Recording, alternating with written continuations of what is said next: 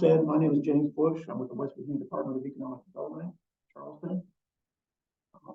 Sorry, and I would not lie to you. As you'll notice, I'm going to talk about the Appalachian Regional Commission Grant Program, which is a federal grant program, but I'm with the state. So ARC is a pass-through funding. So our office manages the ARC funds in West Virginia, and I'm the state program manager, amongst other things. Presentation is two parts. One is a crash course in ARC and how it works, which is not easy because ARC is a different, complicated sort of commission. It's different from other federal programs.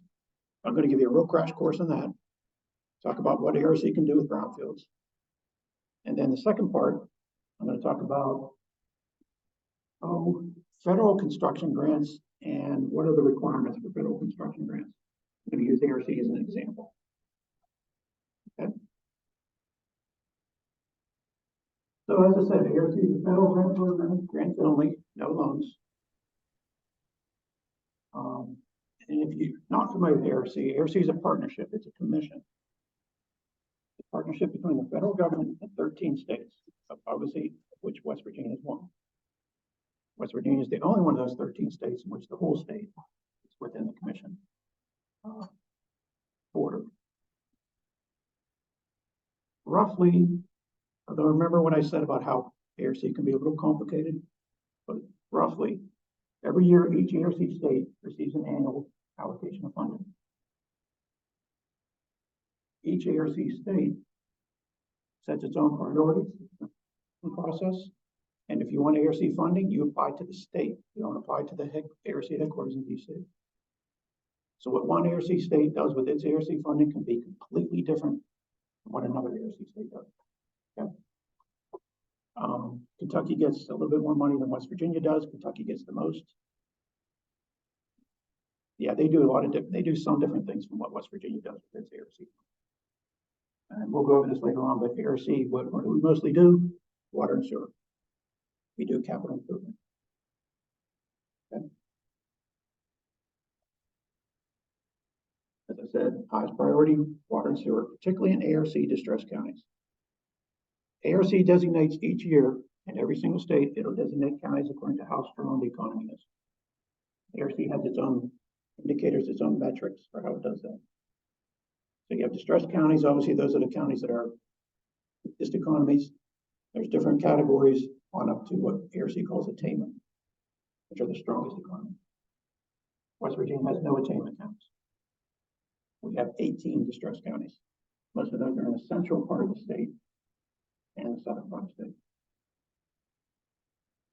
Other priorities with ARC in West Virginia include site development. We just did a project a couple of years ago in Raleigh County at the airport there. There's an industrial park there.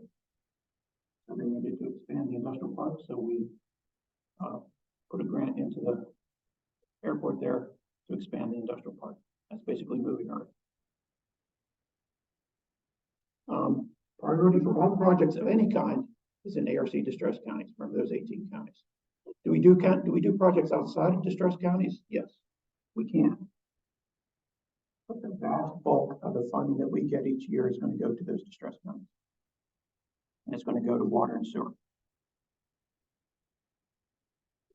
Do we fund things outside of water and sewer and outside of distressed counties? Yes, but very little.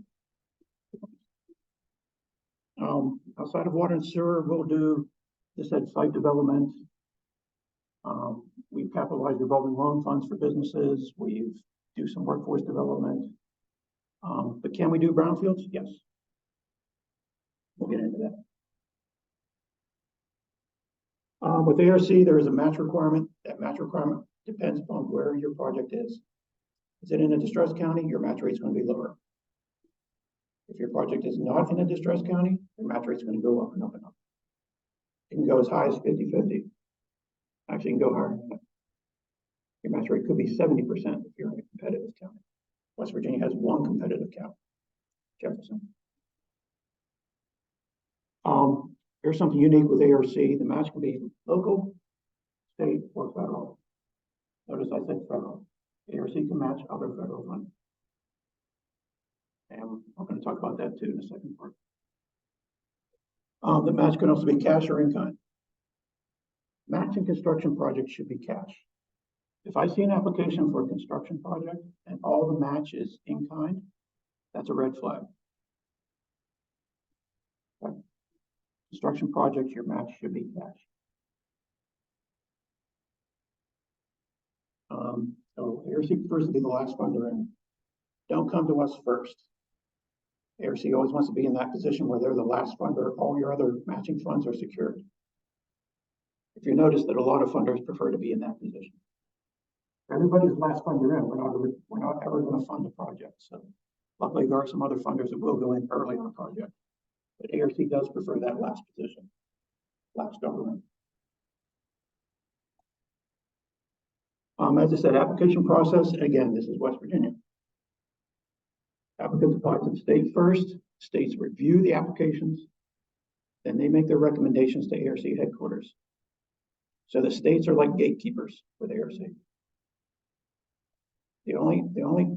If you submit an application to a state, West Virginia, for example, does that mean your application automatically gets to ARC headquarters in DC? No.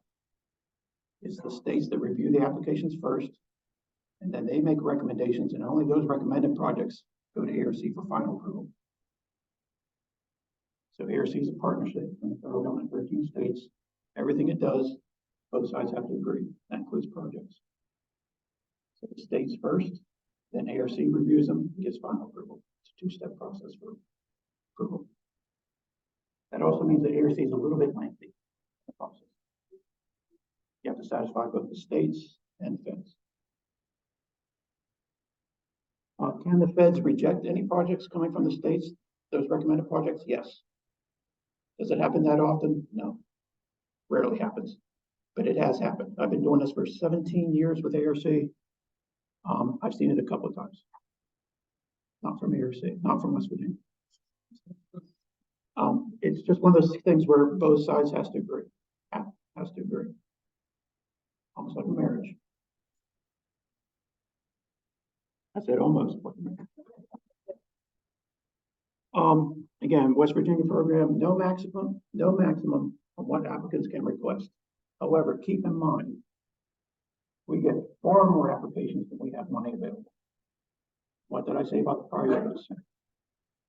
So most of that funding we get is going to go to water and sewer projects and ARC distress counties. So if you're not a water and sewer project, or you're not in a distress county, you have to take that into consideration. The best thing to do is to contact me first. Talk about your project, especially if it's not a water and sewer project or you're not in a distress county. Okay. That's a rule of thumb. If your project is not in a distress county, awards rarely go above $500,000. And keep in mind, you also with ARC you have a match fund. The $500,000 is what you're requesting from ARC. That's what it really goes about. Water and sewer projects, we're up to about. We just did a water project in Williamson and Mingo County. The ARC amount alone was $4.2 million. So you can see where most of the ARC money is going. It's going to those water and sewer projects, and those are big, expensive projects. We accept applications one time per year, usually in the fall. We usually open it up in around October, and the deadline is the end of January the following year. As I said, the review process is lengthy. You have that two-step approval. It's approved first at the level, and it has to be approved at the federal level. When we send the applications, our recommended applications to the ARC headquarters in DC, they review them. It's not just rubber stamp. As I said, they can reject any of those projects if they want to, or if they feel they need to. So it can be a lengthy process. Normally, it will make its recommendations for ARC, West Virginia. I like to say early summer. I like midsummer. It's usually when we make those recommendations. And ARC does its review usually in September.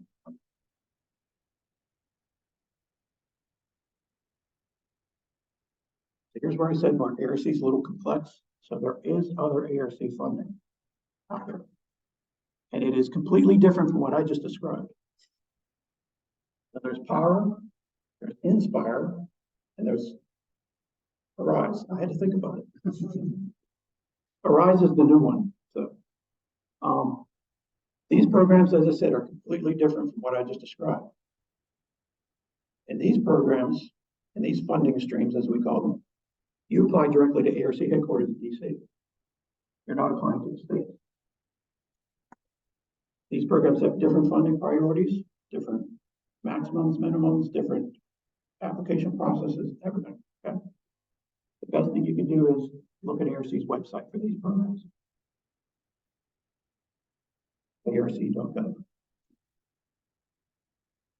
Power's been around 6-7 years. Power can do brownfields. Arise is the newest one. That is only for multi-state projects. You have to be going outside of West Virginia for your project. You have to have a multi-state project. That program, we're having problems because really we can't figure out how to do construction projects with Arise. Once you go across state lines, the rules get even more complicated. Basically, Arise right now, just about everything so far is non-construction projects. Inspire is non-construction only. That deals with substance abuse. It's a smaller program, but it only deals with substance abuse. No brownfields, nothing like that. No construction. Talk about brownfield projects a little bit in ARC, West Virginia. They are eligible. However, and this is key with ARC, you must show a connection with economic development. ARC is an economic development agency. It's not a conservation agency. That's not what it does. It can fund conservation, so long as whatever you're funding with conservation is going to lead to economic development. So ARC can fund brownfields projects, but it has to lead to economic development. It's the economic development that ARC is going to be interested in. That's the key for them.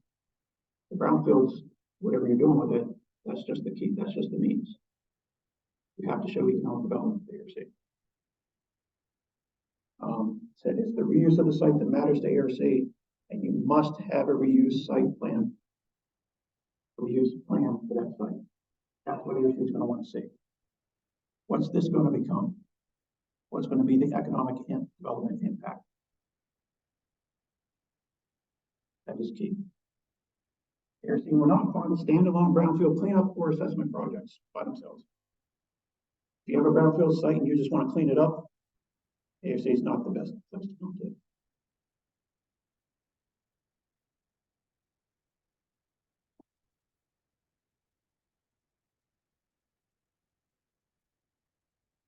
Make sure I get everything because I'm going to go into the second part. As I said, that was a crash course in ARC, very quick.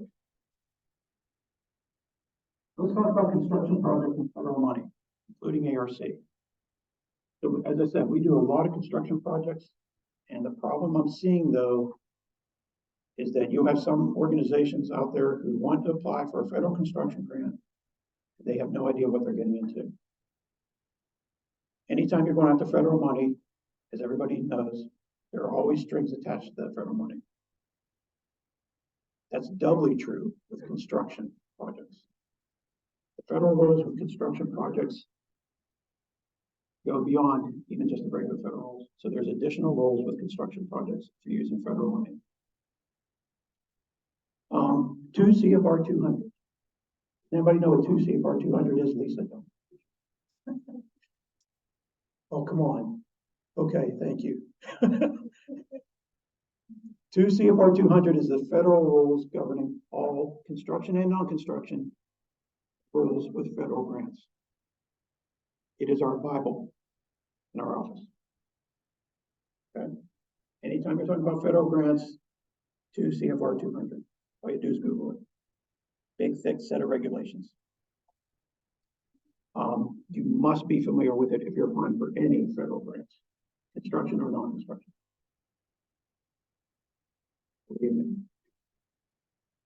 If the feds used to, as I said, I've been doing this for 17 years. The feds used to be somewhat, I don't want to say lax, but they didn't have as many regulations when I first started. These past several years, they have piled on the regulations and they are enforcing them. Okay, that's what we want. In addition to 2 CFR 200, which you're going to hear me say about 20 more times before I'm done, construction projects also face additional federal regulations and requirements. And that depends upon your federal funder. So know your federal funder. I'm going to say that a couple of times.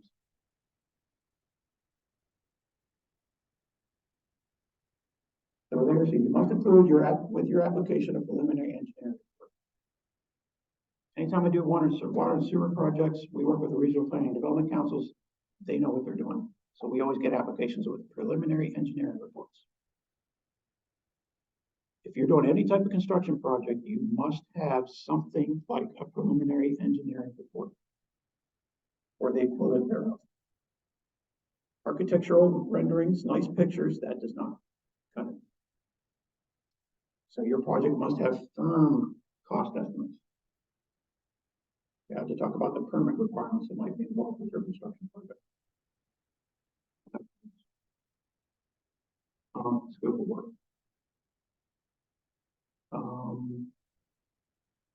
And you might have to break your project up into phases. It's very common, including with water and sewer projects. The overall scope of what you want to do is so vast, it's so big, you're not going to get it funded all in one time. You might have to break it down into phases. It's common. So, particularly in these days when everything just seems to be going up and up and up. So, ARC requirements for construction projects. As I said, 2 CFR 200. Then you have the environmental review. Then you have Davis-Bacon. Every single ARC construction project will have these 3 elements to it. Okay. Notice that not all federal agencies are subject to Davis-Bacon. Does anybody know what Davis-Bacon is? Okay. Prevailing wages, amongst other things. There's other parts to it. There's more to it than just that. As I said, not all federal agencies. Kaylee, I don't think USDA is subject to Davis-Bacon. I don't think it is. So that there's an exception. You know? Okay. When we do water and sewer, so when we do water and sewer projects, we commonly do them with the USDA. As I said, you can match federal with federal. That's a myth. Usually, USDA does not require Davis-Bacon. So notice ARC does. CDBG requires Davis-Bacon. So if you're applying for a federal construction grant with ARC, you have to know what Davis-Bacon is, what it means, and what it implies. If you don't know, you're going to get in trouble. Actually, we're going to check before we even get you the grant. So, but as I said, notice that not all federal agencies are subject to, for example, to Davis-Bacon. So know your federal funding. I don't know of any federal agency that's not subject to the environmental review. So, as I said, know your federal funder, know their federal funder's requirements that go beyond 2 CFR 200. Understand all requirements before you apply. And I don't mean this humorously, but getting a grant can be more of a headache than applying for it. It's all the post-award requirements. And you have to know those requirements. You should know them before you even apply. Okay? Know what you're getting into.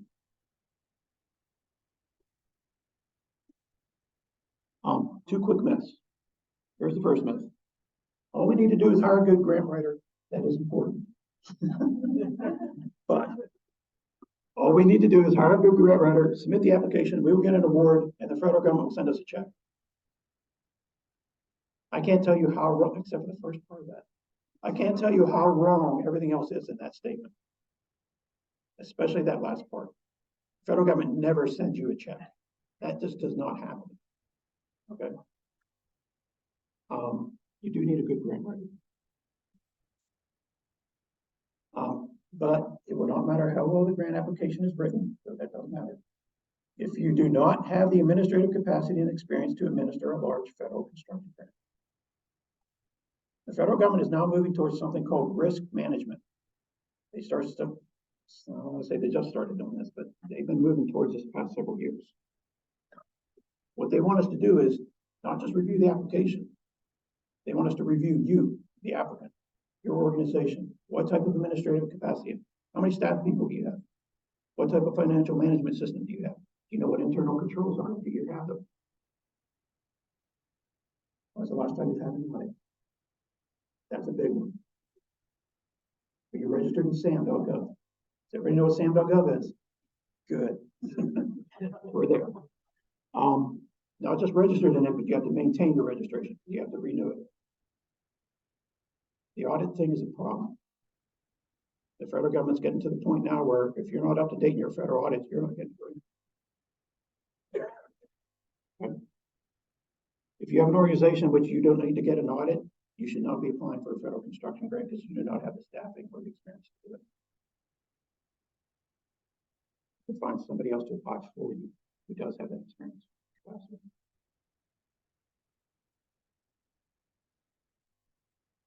Second myth, you cannot match federal funds with federal funds. That is simply false.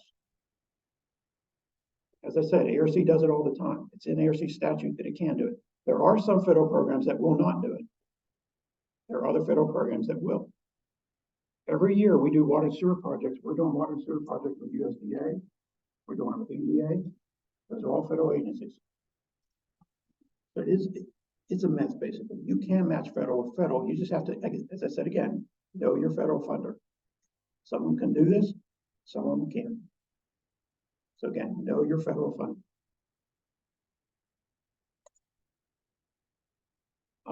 Anybody ask me about doing any type of construction project, I always say, are you working with your local regional planning and development council?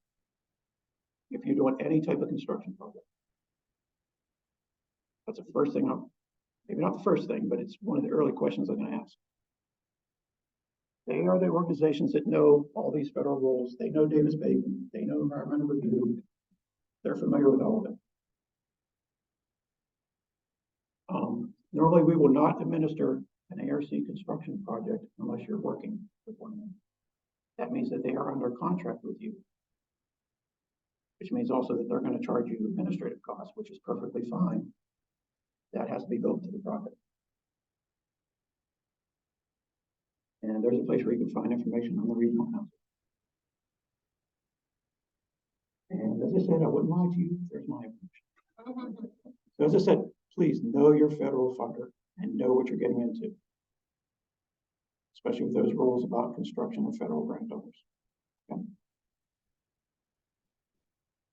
Thank you, James. And we're going to hold off questions right till the end, okay? If you have something you need to ask him, jot it down.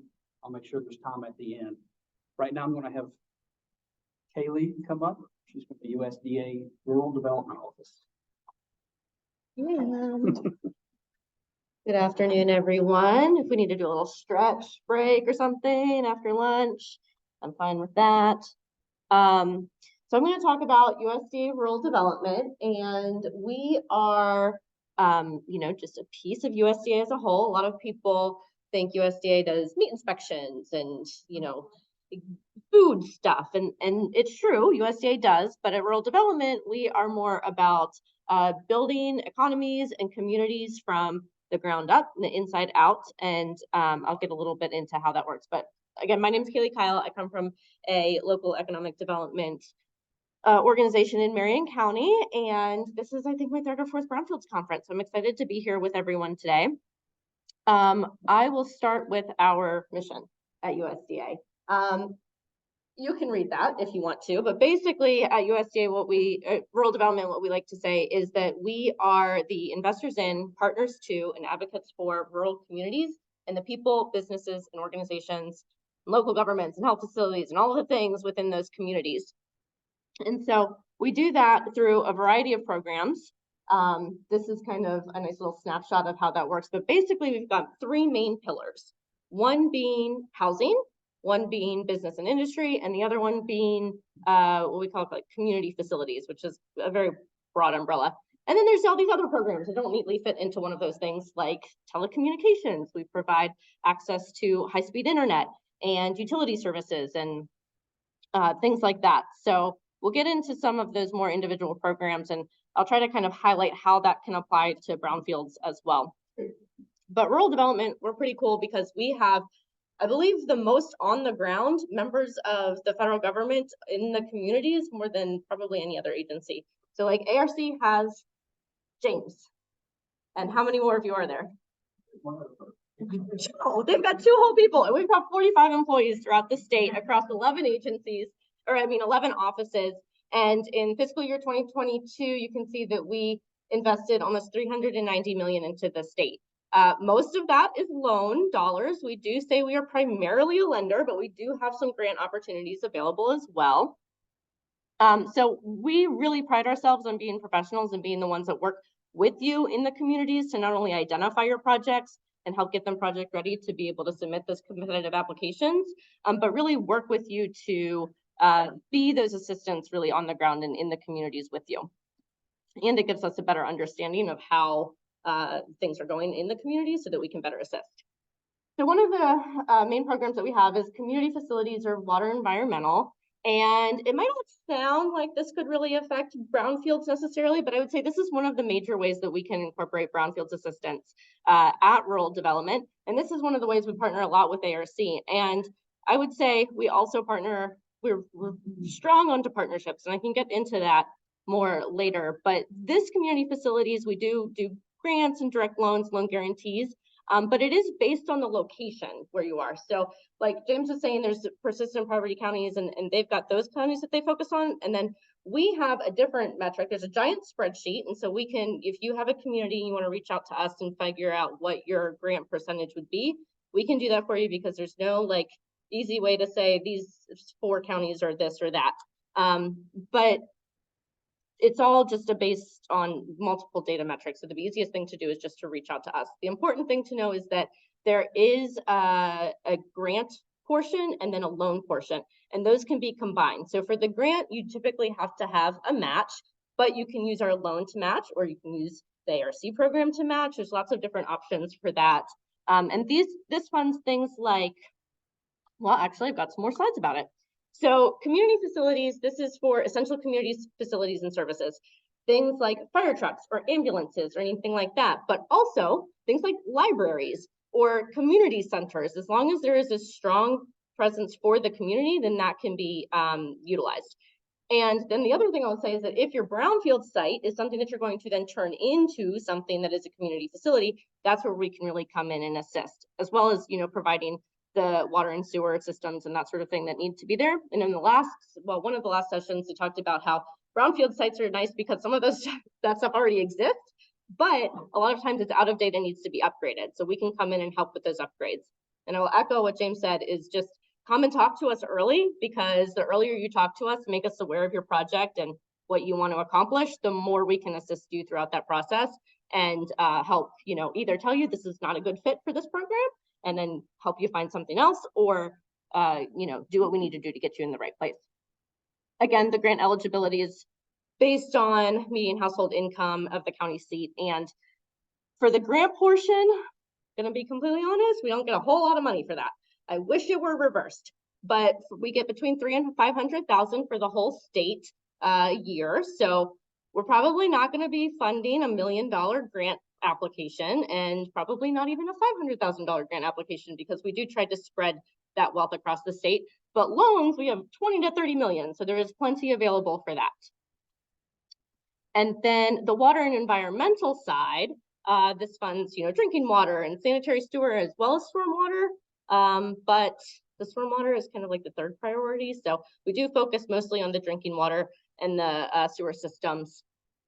The nice thing about these is that they are very long-term and low interest rates are available. So it does make it more competitive, and you can, like I said, draw it out a lot.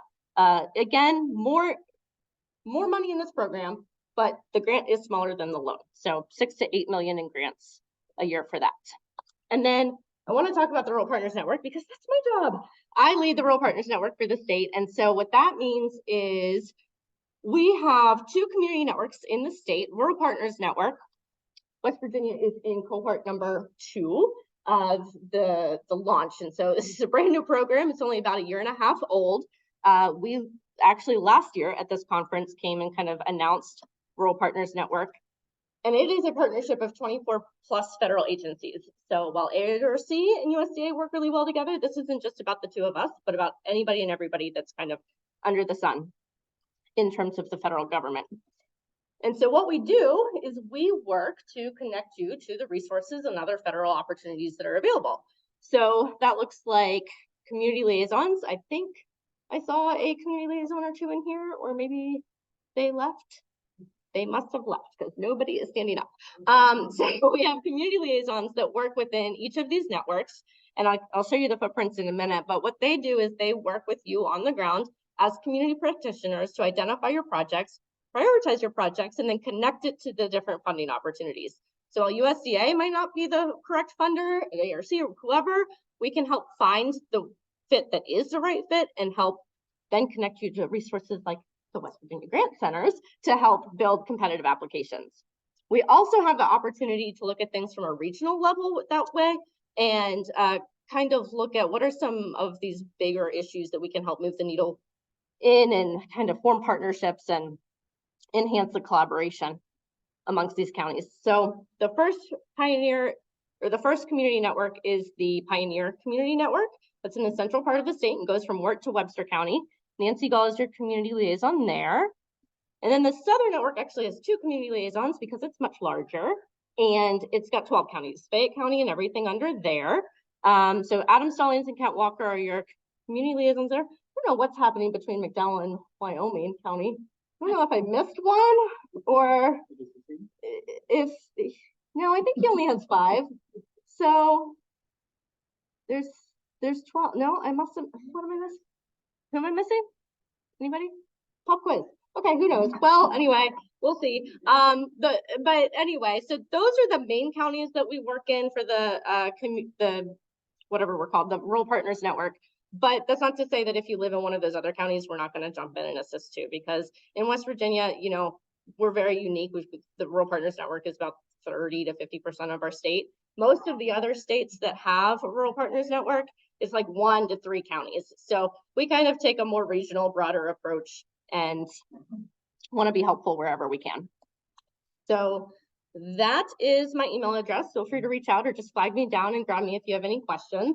And like I said, the biggest thing is just get in touch with us early so that if you have a project, we can help kind of talk through where does this make sense and how can we engage and hopefully find you some either grant or loan dollars to help make your project a reality.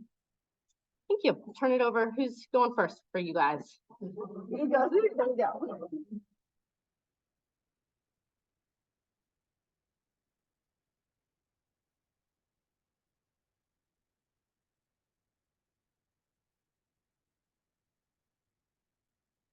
Good afternoon, everyone. I'm Morgan Saunders. I'm co-director of the West Virginia Grant Resource Centers. I think we have a second Oh, one. yay, we have 2. Okay, Yes. well, great. Priscilla and I, we're both directors of the Grant Resource Center. So we have one microphone. we Yeah. present together. Yes, we tag team every time. Hi, everyone. Good afternoon. I'm Priscilla Santos. I'm the co-director of the centers. I'm with the WVU office. And today, Morgan and I prepared a brief presentation of our centers. So we were established in October of 2022 through an Appalachian Regional Commission Power grant that was awarded, and we really became live in January of 2023. And our mission is to help small communities and other eligible applicants maximize federal and private dollars for grant applications to support economic development initiatives across the state. So we help anyone from small businesses to local governments to nonprofits. As long as it has to do with economic development, we'll help you, and we're an entirely free resource. So as James Bush said, hire a grant writer. You don't need to hire a grant writer because you have us, and we service the entire state of West Virginia. Thank you. We always like to start with an overview of our team. Today we have Emily Brummer, we have Morgan, but here's our full team, and we're actually in the process of hiring a couple more people. So once we are fully staffed, we'll have 15. As you can see, it's all female. We take a lot of pride in that. It wasn't on purpose. It was just the more qualified candidates were all females. But we have our two co-PIs. So Sarah Payne Scarborough, Dr. Liz Vitulo as well, the co-directors. Carmen Bowles, she's one of our grant writers. She's actually part-time with the centers. She splits her time between the WVU Outdoor Economic Development Collaborative and the centers. We have Emily Brummer, who's just right over there. Tabitha Surfers, her photo is upcoming, but she's a wonderful grant writer as well. Jessica Shaw, she started about 2 months ago with us, I would say. And then we have the 3 student workers. So Kiara Alberts and Charles Baylock, they are with the WVU team, and then Taylor Kennedy with the Marshall team. And we're in the process of hiring a public relations coordinator. She's just finishing her HR paperwork. And we're also in the process of hiring another grant writer. So we always like to start this presentation by saying thank you. Of course, the Appalachian Regional Commission is instrumental in the processes and participation of the West Virginia Grant Resource Centers because they are our funder. We were awarded $1.5 million through the Power Grant. And then the state of West Virginia came back and gave us another $1.5 million of match. So we have a buy-in from the city also saying, hey, this is something needed for the state of West Virginia. This is something for the need for people in West Virginia. So that, and then West Virginia Economic Development, Marshall University, the Hub, Auburn Foundation, and WVU. We are a 100% partnership between Marshall University and WVU. So it's a complete collaboration between the two universities. And we really mobilize the resources between the two universities to move projects forward. So as Morgan said, we officially launched in January 2023, but we have a very strong foundation from which to build from and advance the work of the centers. So this Venn diagram here shows a little bit of our past collaborative efforts, like those efforts that were implemented in collaboration between Marshall and WVU, and also efforts implemented independently, but that do tie and relate to economic development and the work of the centers. So starting with West Virginia Forward at the top, I think many of you heard of this effort. It was a collaborative partnership among WVU, Marshall, and the Department of Commerce. And the whole goal was to advance and support economic development efforts across West Virginia. And the whole work was actually based on an economic opportunity analysis that was commissioned from McKinsey & Company in 2017. So West Virginia Forward was essentially the group that was created to implement these recommendations. And then Startup West Virginia is also focused on operationalizing some of the recommendations in the West Virginia Forward report. So I have a dual role with WVU, both with the centers and Startup West Virginia, but we also focus on operationalizing the university mission, advanced prosperity across the state, and economic development as a whole. And with the Startup West Virginia team, we had an opportunity to launch a grant technical assistance program. It was a pilot program that was launched in the summer of 2021. And the work of the pilot program was very similar to the centers. So we essentially provided technical assistance to community applying for grants. And that pilot program was centered around the 6 notices of funding opportunity that were published by the U.S. Economic Development Administration, connected to ARPA. So we were able to achieve many early successes through that program and implement some of the best practices and lessons learned into the creation of the centers. And now Morgan, I'm going to cover the other circles. We have Small Communities, Big Solutions, which is really an organization, and it's turned into, there's an event that's taking place in November. It takes place every year, but it's really an organization that kind of talks about how to develop communities into a bigger purpose and really moving them forward in success. So we'll be presenting at that conference in November. And then we have the 40 Online series, which is a series of online learning and leadership programs that is about non-self. And then we have grant and project development experience. So our entire team is heavily invested in grant writing and grant experience. Every single member on our team has some experience with grants, even if that's not their role as a grant writer. So like Priscilla and I are the co-directors of the organization, but we're both experienced grant writers. So we both take a deep dive into each project as far as technical reviews and narrative writing and stuff, just as our grant writers do. It's all hands on deck all the time, and it's a culture of collaboration as we move forward with the grant writing. So it's more than one set of eyes on each grant. You're getting a collective team of experienced grant writers whenever you utilize our services. And then government experience, we have a wealth of knowledge in working with the government, understanding federal agencies, understanding state work, legislative policies, Treasury funds. So there's a lot of government experience involved in the work that we do. So we socialize this project.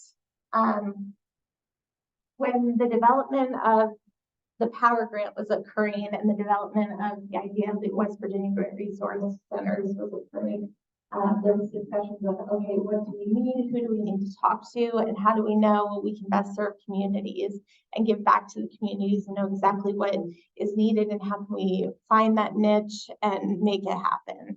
So we socialized this project by talking to the West Virginia Community Development Hub, the West Virginia Department of Economic Development, the Economic Development Council, the Association of Counties, the ARC, various foundations, and the governor's office, and having multiple conversations with each agency discussing the needs for grant services. And based on these conversations, we are able to identify the top barriers that West Virginia communities often face in applying for grants. I'll go quickly through this list, but from the conversations we had with established groups, we found out that the short turnaround on application is often a barrier. So sometimes by the time you hear about a particular funding opportunity, it's 2-3 weeks before the application deadline, so you don't have enough time to put together a competitive package. And that's also especially true for smaller organizations. Sometimes they don't have the capacity, the expertise, the bandwidth, the time to develop grant proposals, even though they have like a robust project they would like to implement and they're just missing the funding piece.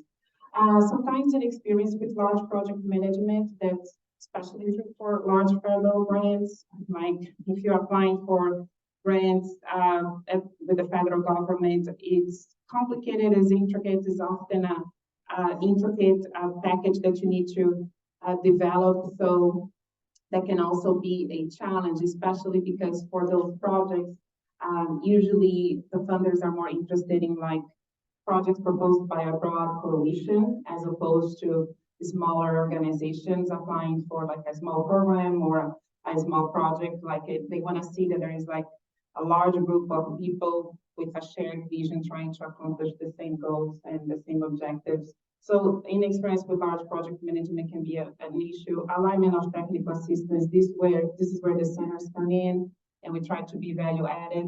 And I forgot to mention, James already said that the regional planning and development councils also help communities write grants, but we are at a historical moment as far as the amount of funding coming out of the federal government right now. So we wanted to make sure that everyone who raised their hands and wanted to get technical assistance to apply for grants were able to get the help. And Morgan is going to be talking about a statewide survey that we shared prior to applying for the ARC Power Grant to be able to identify the need for services.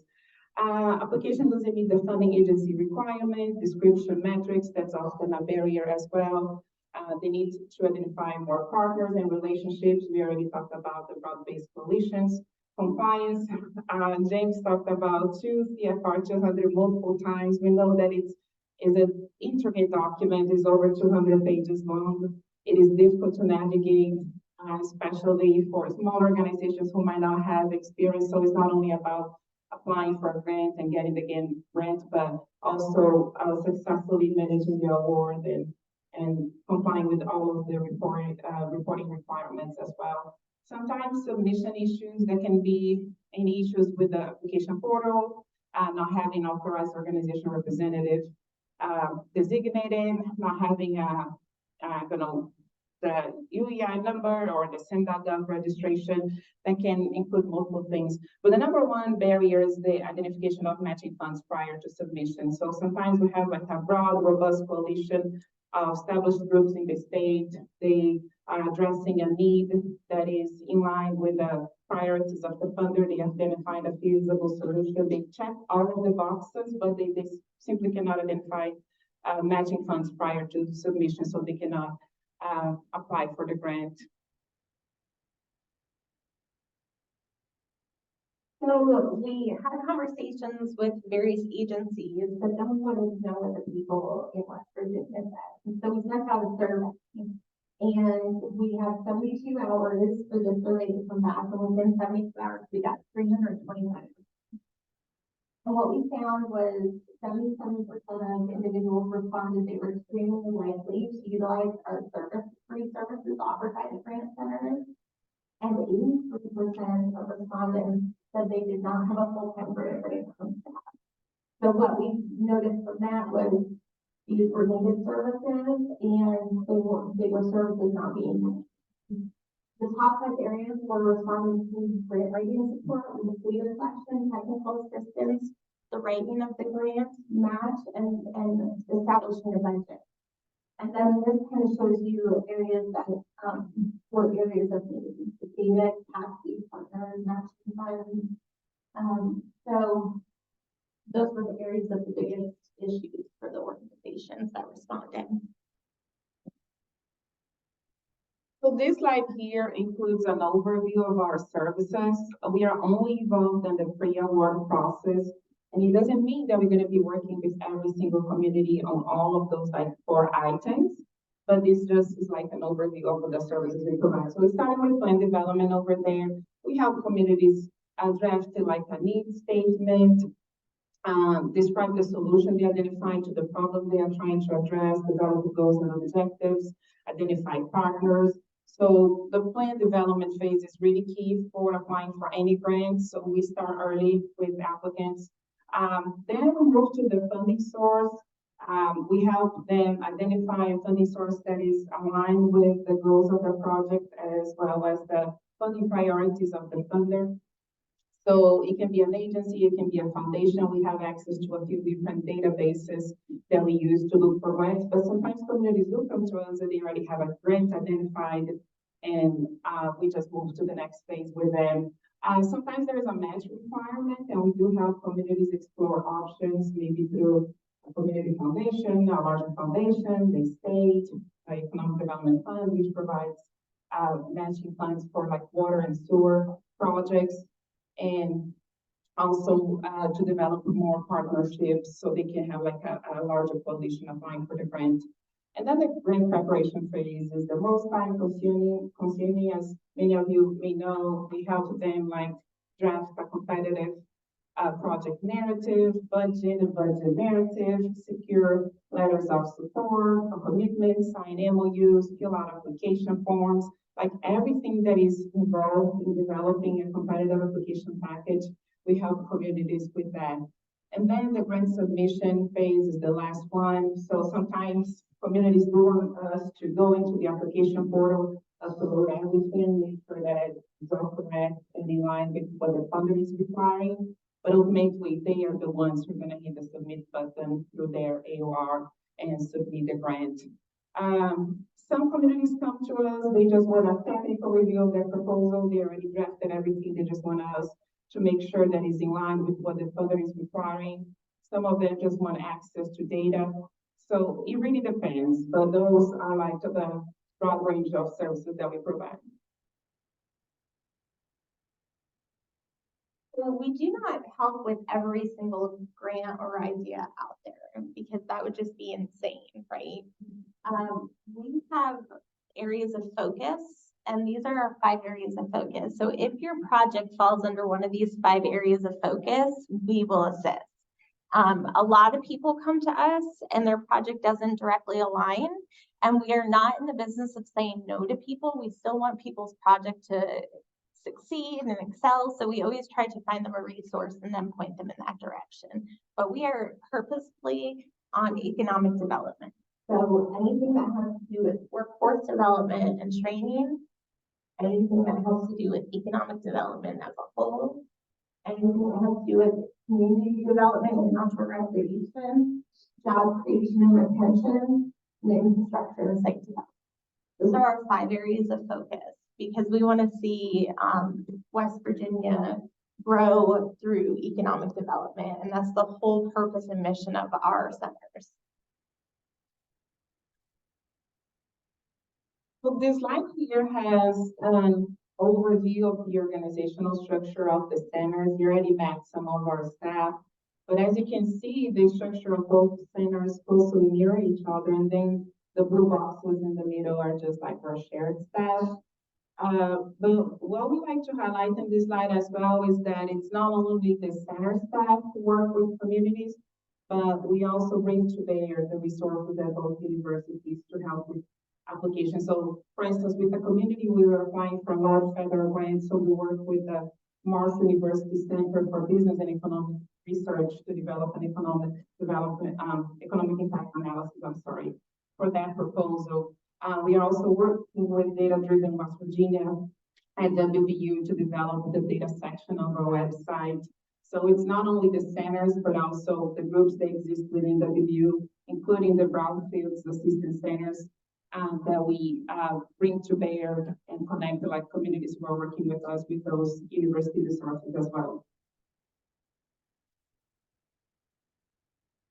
So these are the deliverables for our grant resource centers. Our research and statistics, facilitate connections between entities. Sometimes clients have similar missions across the state, so we'll connect those clients. We leverage university assets, as Priscilla mentioned. We're building grant writing capacity. So just this fall, we have 9 trainings. So we offer a Grants 101 workshop that we uniquely tailor to each of our clients that request the training, which you can request a training on our website through a training request application that's located on our homepage of our website. But it's a 4-hour-long training, and we'll come and we'll teach anything from the basics of grant, seeking and finding a grant, to writing a narrative, to all the way through creating a budget, anything you need to know about grant writing. And we have these pre-planning meetings, and in those pre-planning meetings, we try to individualize those training sessions to exactly what the individual group that we're training needs. So we tailor our training sessions to build the capacity of the organization that we're training. So we have 9 of those scheduled currently, and we're hosting workshops and meetings. We also offer live technical assistance sessions, which are located once a month on a Tuesday at noon and once a month on a Thursday at noon. They're on the events page to register on our website. Those are webinars that we offer, and it'll be on a specific aspect of grant writing. And so one might be on sustainability, one might be on budget, one might be on partnership building. And it's just about 45-minute long sessions with time for questions and answering. So we offer those twice a month. So we're really trying to build the capacity of the individuals in the state of West Virginia to learn how to write grants themselves. We're in the process of developing state fact sheets. So that will be up on our website in December. We are offering a grant writing certification course that'll be offered in October. It'll be October 9th is the start date. We're very excited about it. Priscilla is going to be teaching the one this fall. It's a 16-week, 8-week course. And then in the spring, we're going to be offering a advanced grant writing course that is open to students as well as community members as well. And I'll be teaching that one. And then we are going to be providing an annual report. So you can go onto our website and you can register your email address and receive our newsletters, and you'll get monthly newsletters from us.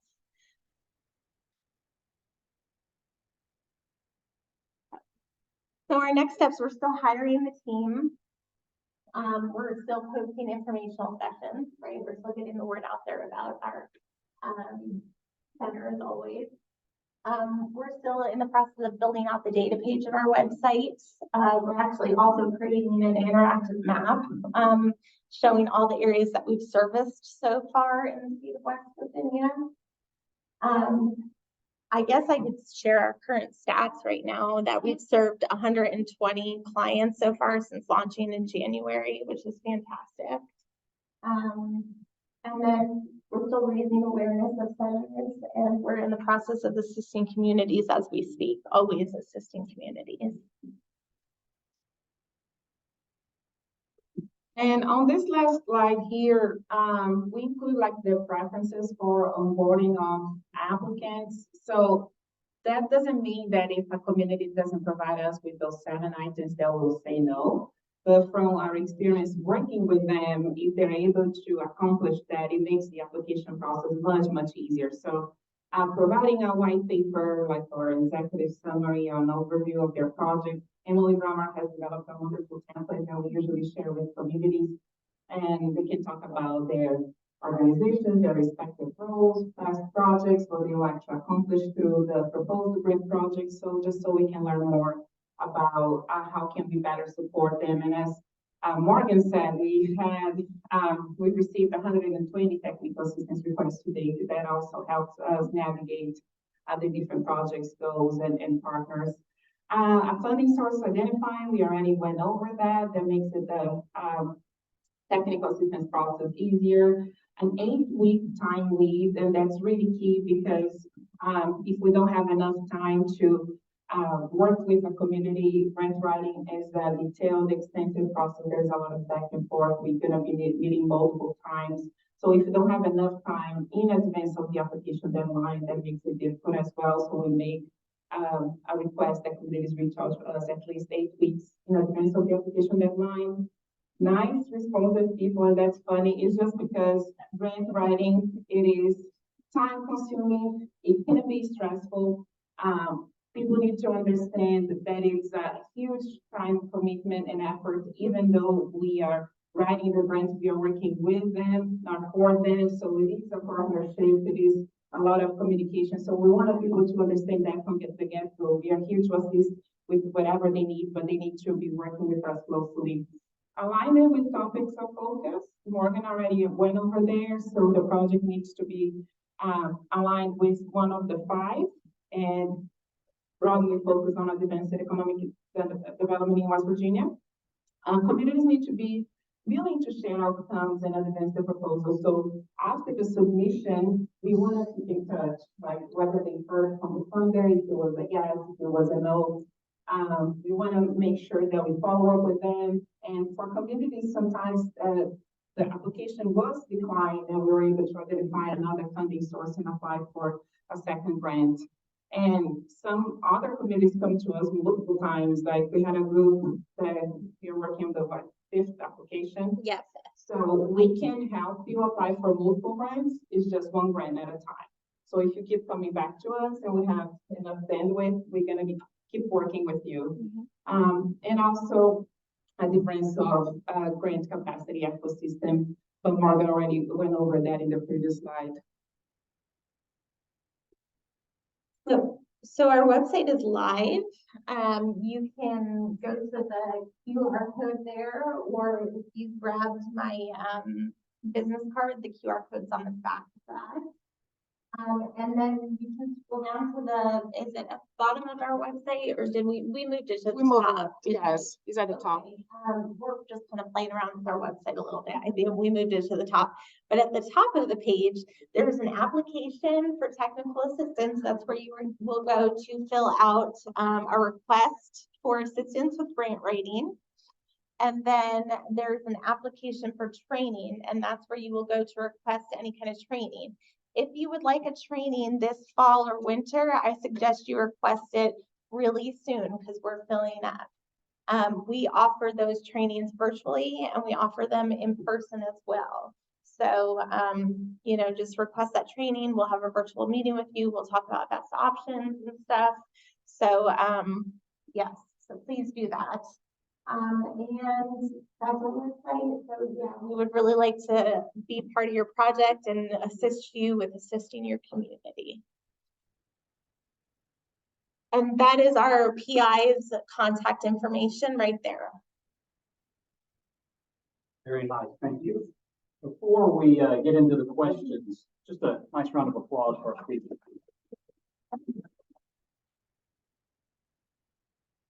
So we'll go ahead and if you have a question, I'm going to bring the microphone to you. And you speak into it. So, any questions?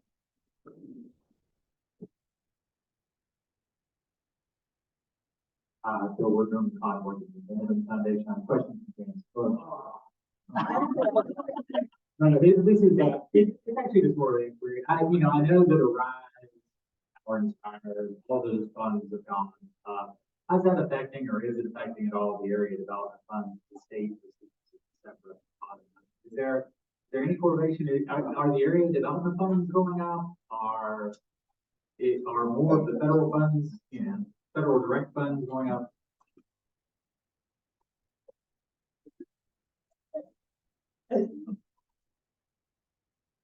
I don't have a booming voice, so, it's an interesting question. And it depends upon how Congress does its thing and appropriates the funds to the university. So right now, because of the infrastructure bill, ARC actually received a lot of extra funding, which is going to go to area development. Area development is that money that I was talking about before, not the ARC that goes directly to the states. ARC calls that area development. For 5 years, ARC is going to receive an extra $200 million each year, $1 billion total. We are in the third year of that. That money is helping our area development. So right now, ARC does about, in West Virginia, we do about $17 or $18 million per year. Once that infrastructure money runs out, then we're back to our old allocation, which is about 6 or 7 million. Does the power of the Arise and the Inspire affect area development? Yes, it does, but it's very complicated for me to try to explain this. But it's a good question, but it can affect it, but it really about another 3 or 4 years then about. Other questions? First, the eligibility.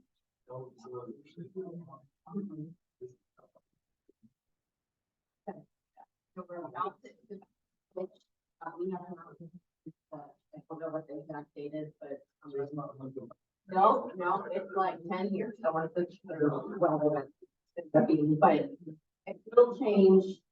I want to say the next month or so. I don't have that in spreadsheet or anything, but if your community is not eligible for like the max grant, then maybe it is now, but also it might. Reach out to us and I can connect you with the right program director who has all of that information. Get another one, sir? Second. For our grant writing thing. Hypothetical, but maybe not quite. There's a fellow, his name's Mayor Dornberg. Put power in.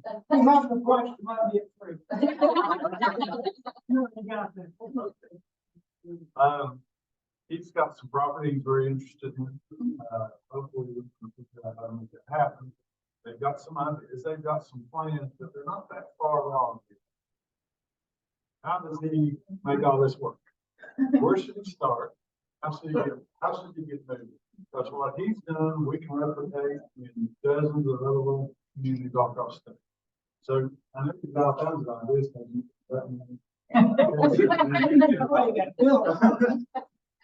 We'll talk about that. But anyway, what would be his next steps?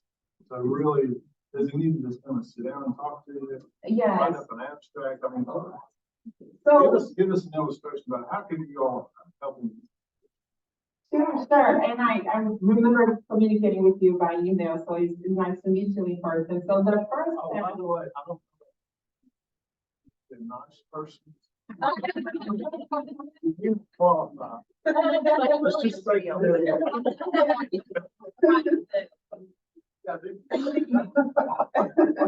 I'm already quit one over there too. So filling out the technical assistance request form is the first step. That's how we capture all of our technical assistance requests. Many communities say like they need one of our team members at a conference and say, hey, I contacted you and you never got back to us. But if you don't submit that technical assistance request, we don't know about you. And if you just say, hey, I want to work with you, that's not how it works. So you already completed the first step. Then we do need to have that initial meeting. We want to learn about your project. If it is very early, do we need a feasibility study, a market research study? Like, what are the very first steps that need to be completed before we look at applying for a grant? Many communities, like we are working with a couple of manufacturers, they don't have a year in numbers. So we go into stand-up with them, we complete the registration process, make sure that they submit, yes, I forgot to mention that, we do have communities do that as well. So we make sure that everything is correct, that they submit the letter within 60 days, that they got that same registration. So it's really like on a case-by-case basis. So without having that first meeting and learning more about your project, it's difficult to know. But we would be happy to provide assistance. And as I mentioned, it starts with the plan development very early in the process, but we do need to learn more about what we want to accomplish. You're done. You're done. I don't know, I'm done. So typically after that first initial meeting, we end up sending you a white paper too, and that's prompted to kind of get your idea on paper and flow a little bit more. And so it's almost like a project abstract, but it's prompted a little bit. It kind of talks a little bit about the personnel you're going to need to complete a project, a little bit about maybe what the budget might be if you're looking for like a cost estimate, like what you're kind of thinking, and then a little bit about what you're utilizing, let's say, the property for, or what kind of building you're intending to do on this property. So it asks some basic questions on the white paper, so it kind of gets you flowing through the process of doing an abstract. So it's like the stepping off. Right. So, I've never written this down, but I've got so many thoughts. So in addition to doing all those things, getting the grant writers on board and thinking through some of those steps, early on and throughout the process, expand your partner list. So don't just talk to me and talk to them about your projects and talk about really big ideas, but all of the other people as well, local government and your local economic development authorities and the state offices, just anybody and everybody that could be a partner in that project, talk about it, create the buy-in, and use them and all of their expertise to build out the project plan. You might be an expert in one piece of that, but you're probably going to need some other experts from other places to help move the project forward. They can fill your gaps. And then the other thing that I was going to say, I've completely forgotten. So, build your partner list, and I wish I could remember what the other thing was. Oh, I know. So some of these projects, especially when it comes to brownfields, and they are huge and big and funky, and they are marathon projects. These are not things that get accomplished overnight. So don't be afraid to break it down and bite-size it and create some small wins. The small wins might not feel like small wins in the moment because they take a lot of time and effort to get with them, but piece it off. Just be willing to do the feasibility study first and think through some of the options. Think about what your one main goal is for the project, if it's to redevelop a property or to utilize a green space or whatever that is. That's the goal, and then be willing to look through other options to make that main goal actually come to fruition. And do that in a bite-sized way. So just break it out, make it manageable pieces. Get your partners on board to help you accomplish those little manageable pieces. And then once you piece all of those together with partners like the Grant Center and the USDA and everybody like that, then that's when you're going to start to see the momentum, which will take you over the finish line of the full project. So I know Jerry has a lot of really big ideas, and that's why I wanted to really talk about. Sometimes we need to kind of, do things step by step, but we're here to help every step of the way. So don't be afraid to reach out and let us do that. Any other questions? We got like maybe 4 minutes still. We started late.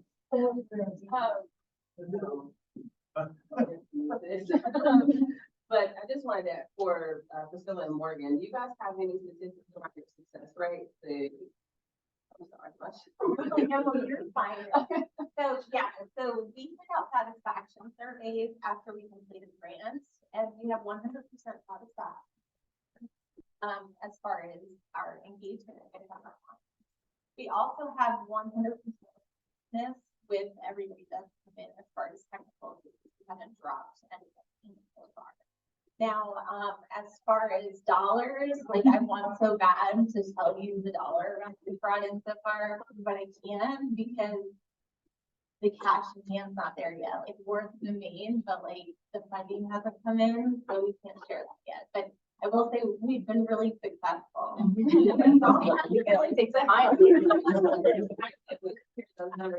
The other question I have for you too is when you're distinguishing sending people to RPDCs or other grant writing supports, do you use your area, your like scope of work area to do that? And so if I come and I want to, I don't know, write something for my clinic, a health project, and you don't do health work, would you just send me to another resource? Is that how you kind of distinguish? Yeah, that's exactly what we do. We would send you to someone else. We would kind of point you in a different direction. Okay. So if it was, if it was like healthcare or behavioral health related, or maybe like research related, Yeah. we would probably point you to a research direction in like Marshall or WVU, or try to find you something else that can help you out. Because we want people to be successful with their projects, no matter what those. It's not economic development, they don't fit under our scope, and so if we be successful with their projects, we can't help if it's outside of those areas. Okay, one more thing and I'll pass this. I'm just adding to what Morgan has, and James covered that during his presentation. So for any construction projects, we usually like to connect communities to the regional planning and development councils as well. We do help them develop these proposals, but they're really key, especially if they need help with managing the award and also implementing the construction project. No, we are not involved in post award at the moment at all. But making sure that it's they are abiding by the Davis Bacon and other like related acts and all of that. So the RPDCs are also key. So we try to connect with not only other groups that can provide technical assistance, but other communities that are carrying out related work. We always ask permission. Can we share your project idea with these other organizations that it's like carrying out like a similar work? And that community might be able to be like a sub-awardee or partner up with that organization in some capacity. Okay, thank you. And I heard you say, I've always, so I'm an Inspire grantee with the planning grant, which I think is interesting because Inspire is a health-related grant, but it has to connect to workforce development. And workforce development has y'all's name on it, so I would rather y'all run the implementation grant, or at least. So I was wondering if that was, you know, an eligible ask. And then the 200 CFR, it doesn't cover non-construction stuff? Like it's not, it doesn't cover? Yes. Oh. Two CFR, Two CFR 200 covers all federal grants, construction and. I thought so. I thought that, okay, just want to clarify. That's all. Thank y'all. Inspire, if it's pertaining to workforce development, like we could definitely do. Implementation. Yeah. Yeah. Any other questions? Really? Mr. Chair, James had mentioned earlier in his presentation that the cost of everything's gone up, which we all know since COVID. My question is, when you're doing your ARC grants for water sewage project, are you looking at the cost customer hookup? Because I know in the water, because I'm also on the water board. So I know in all our projects, we service 88% of our customers. We're down to 12% we don't. But when we try to go to those 12%, basically what's happening with grant money is everybody, oh, that's gonna cost 50, it's gonna cost 500. We don't want to pay 500. But the reality is, it's changed that much since COVID. It's not under your control or purview anymore, but are the agencies looking at that? Because Chantel, Frontier, they all do the same thing. When the customer base dies, they're not going to go any further. But everything we got when ARPA first came out, American Rescue Plan money came out. It's a big thing up, go last month, and we don't. We stopped short. I don't care which one of it is, whether it's water, sewer, broadband, or, hey, whatever. They're all stopping short. That's not, I know something. Are they looking in there? Are you looking? Do you readdress the customer cost from 5,500 and say, well, this should still have it? I don't know if we address it like how you're talking about it, but we do look at projects and say, well, they're requesting, you know, the project costs $10 million, but they're only serving 50 customers. Correct. That's a problem. Yes. But are they doing it? Are they realistic? I understand they look at that. Now, cost of everything's gone up. You still have, 12%, you know, that's who we can't get to. I think that needs to be addressed by people who control the money, that we need to get to that 12%. Well, what we go ahead, you guys, if you want to stop after and chat, we can go ahead and end this, unless you want to stay and chat. Take this time to go ahead with it. Thank you. So we're gonna go ahead and we'll get started in 3:15 to make sure that we stay on track. We have a lot of good information for you today. So welcome. My name is Jennifer Brennan. I am the West Virginia Main Street and On-Track Coordinator. And today we have three really great speakers. So traditionally, in the state, we have, I'll be honest, we have not had a lot of funding as it relates to redevelopment projects. But now all of a sudden we have a lot of money. And so we wanted to make sure that people became familiar with some of the new sources of funding, the traditional sources of funding, but also the new sources of funding that are available for redevelopment projects. So with that being said, we have some really great speakers here today. We have Meredith Dreistat. She is with the State Historic Preservation Office. She is the tax credit coordinator. We have Jasmine Moe. Well, I was gonna thank you. I was stumbling across the name. She is with Partner Community Capital out of Charlestown, and they are working a lot with the Brownfields offices and some of the projects that they are working on. And Mike Giolis is also here, and he is a historic preservation consultant, and he will be discussing some of the projects that kind of utilize both historic tax credit, public funding, and private funding to kind of make those projects work well together. So we are going to go ahead and start with Meredith. We didn't go over this, but if you guys have any questions, just kind of ask throughout the session, I think, and then we'll also get questions up again. Hey, hi everybody. As Jennifer said, I'm Meredith Dreistat. I am with the State Historic Preservation Office down in Charleston. I do more of the review of big, projects and rehabilitations of buildings rather than, say, the compliance side that you might be associating with SHPO. So questions for you all. Does anyone have a building in town that they're thinking of that's, just raise your hand if you have one in mind that you say, man, I wish this could be redeveloped or anything like that. Does anyone have that? Okay, great. Are they commercial buildings that you're thinking of, downtowns? Okay, great. All right, great. That's a great kind of understanding there. So yeah, this tax credit kind of works all over the state of West Virginia. We're very lucky in this state. We have a very strong tax credit program here. And my job is to work with you all, work with your, perhaps your historic preservation consultants or developers you're working with to make sure the buildings are retaining their historic character as you go through this process. So it's non-competitive, which is super great. Anyone can apply as long as they're following the guidelines and the standards.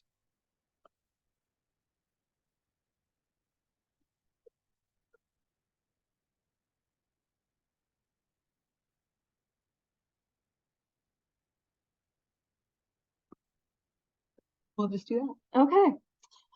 So the tax credit program allows building owners who've completed qualified, certified rehabilitations of certified historic structures to receive income tax credits based on the amount spent on qualified expenses. So all those italicized words are things we're going to go through and break down what those mean and why you have to go through those processes to get your tax credit. It is administered by both the National Park Service, and we're talking the commercial tax credit here, is administered by both the National Park Service in DC and our office in Charleston.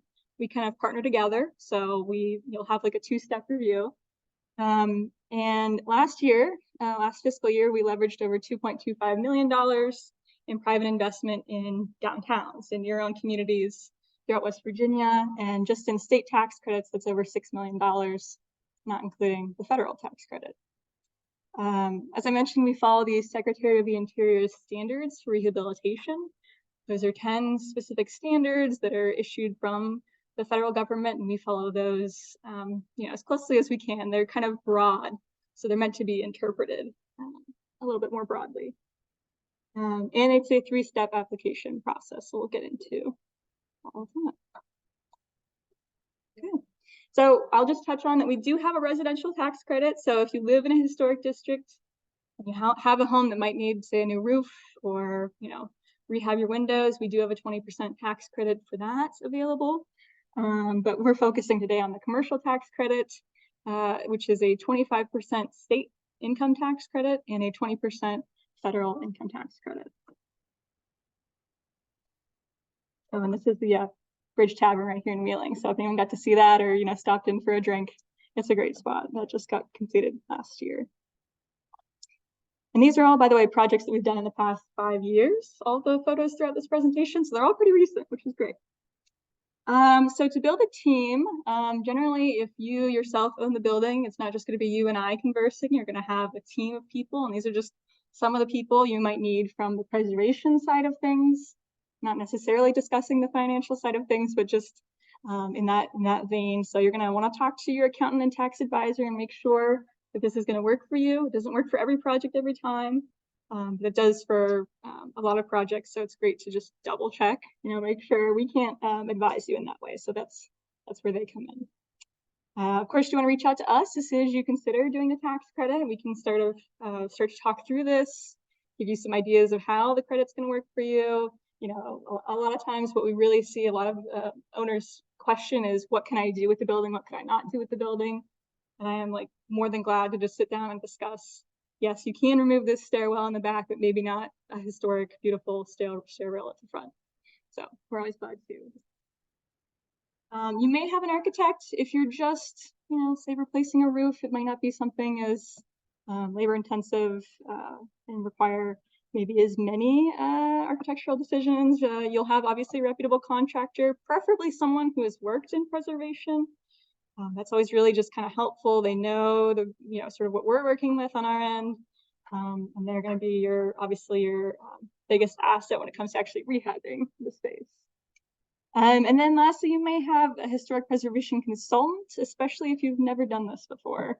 I think that's always really key, and people want to cut down their costs, but it really does save you in the long run of having to go through the paperwork and including all the photographs and things like that, just to make it a little easier on your end. So what buildings are actually eligible for the tax credit? Largely, it's buildings that are listed on the National Register. They don't have to be listed to receive a tax credit. Yet, at least, you can have a preliminary determination of eligibility through our office for unlisted projects, unlisted buildings, where you say, we're looking at listing this individually or adding this into a historic district nearby, and our office will take a look at it, the Park Service will look at it, and we'll say, we agree, this could easily be listed, go forth with your tax credit. At the same time, you're going to be working with our office to list the building. But mostly what we see is a lot of historic structures within historic districts. Those are all eligible for tax credits as long as they're contributing and they haven't been wildly altered. So that's what we see a lot of. If your project is individually listed on the National Register and you can reach out to us to determine that, then you can just skip one of the steps of this application process too. So that's kind of your only real incentive for being individually listed. Just as an example of how many resources in any given city, here in Wheeling, we're very lucky that there are a number of historic districts, which are on the left there. All of those districts have multiple resources, sometimes hundreds of resources. And those resources that are buildings, at least, because it has to be a building, it can't be a bridge, it can't be, a foundation, it has to be a building with 4 walls and a roof generally. There's always exceptions. generally, yeah. But so a lot of those houses, factories, storefronts, and things like that would all be eligible for the credit. The individually listed buildings are on the right. I'm missing a couple here, just because there might be like independent help. Who's going to do a tax credit on that? It's publicly owned. To find out if your building is listed, it's very easily done. You can use our map viewer, and I think all the presentations will be online afterwards. So you can click the link at the top if you want to go on our map viewer and just type in your address on the search bar, and just kind of help you figure out if you're within one of these purple areas that's a district. It's not, cut and dry. It might not mean that you're contributing, but at least they'll get you close enough. We're also, again, happy to help you figure that out. Just give me a call. So a little bit more about the commercial tax credit, and this is one of my favorite buildings up at the top left there. If you've been to Fayetteville recently, it's kind of got a lot of cool stuff. They have the doors open on this old SS station. It's just phenomenal. I mean, it was like a building that had no roof and it was just in really rough shape, and they really turned it around and individually listed it too. But as I mentioned, there is a 25% state income tax credit available for the rehabilitation expenses. So anything you're spending on rehabbing that structure, you're going to get 25% back on generally. 20% federal income tax credit for a total of 45% back on your expenses to rehab these structures. The credit is taken a little differently for federal or for state credit. The federal credit is taken at 4% over 5 years. It's kind of a funky changeover in 2016 with the tax law. And then the state credit can be taken pretty much as soon as you're done. You can just sort of take it full cloth. Am I saying that right, Mike? I'm like worried about that. Yeah, exactly. Of course, you can carry it forward for up to 10 years for the state, 20 for the federal. So can be used forward.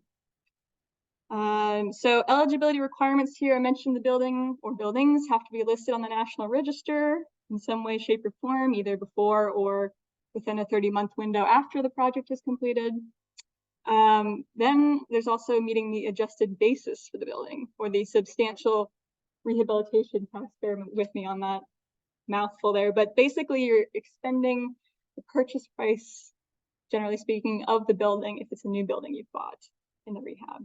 This is generally pretty easily done with a lot of these commercial storefronts that have just been kind of sitting around, have water damage, all that kind of stuff, need a new roof and HVAC and things. So it's weirdly an easier bar than one might think.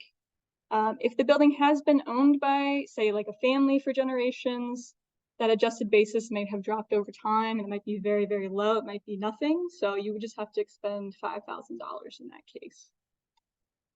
I mentioned you have to meet the standards. We'll go through that in just a second. And then lastly, the property has to be used as an income producing property for 5 years after the rehab is completed.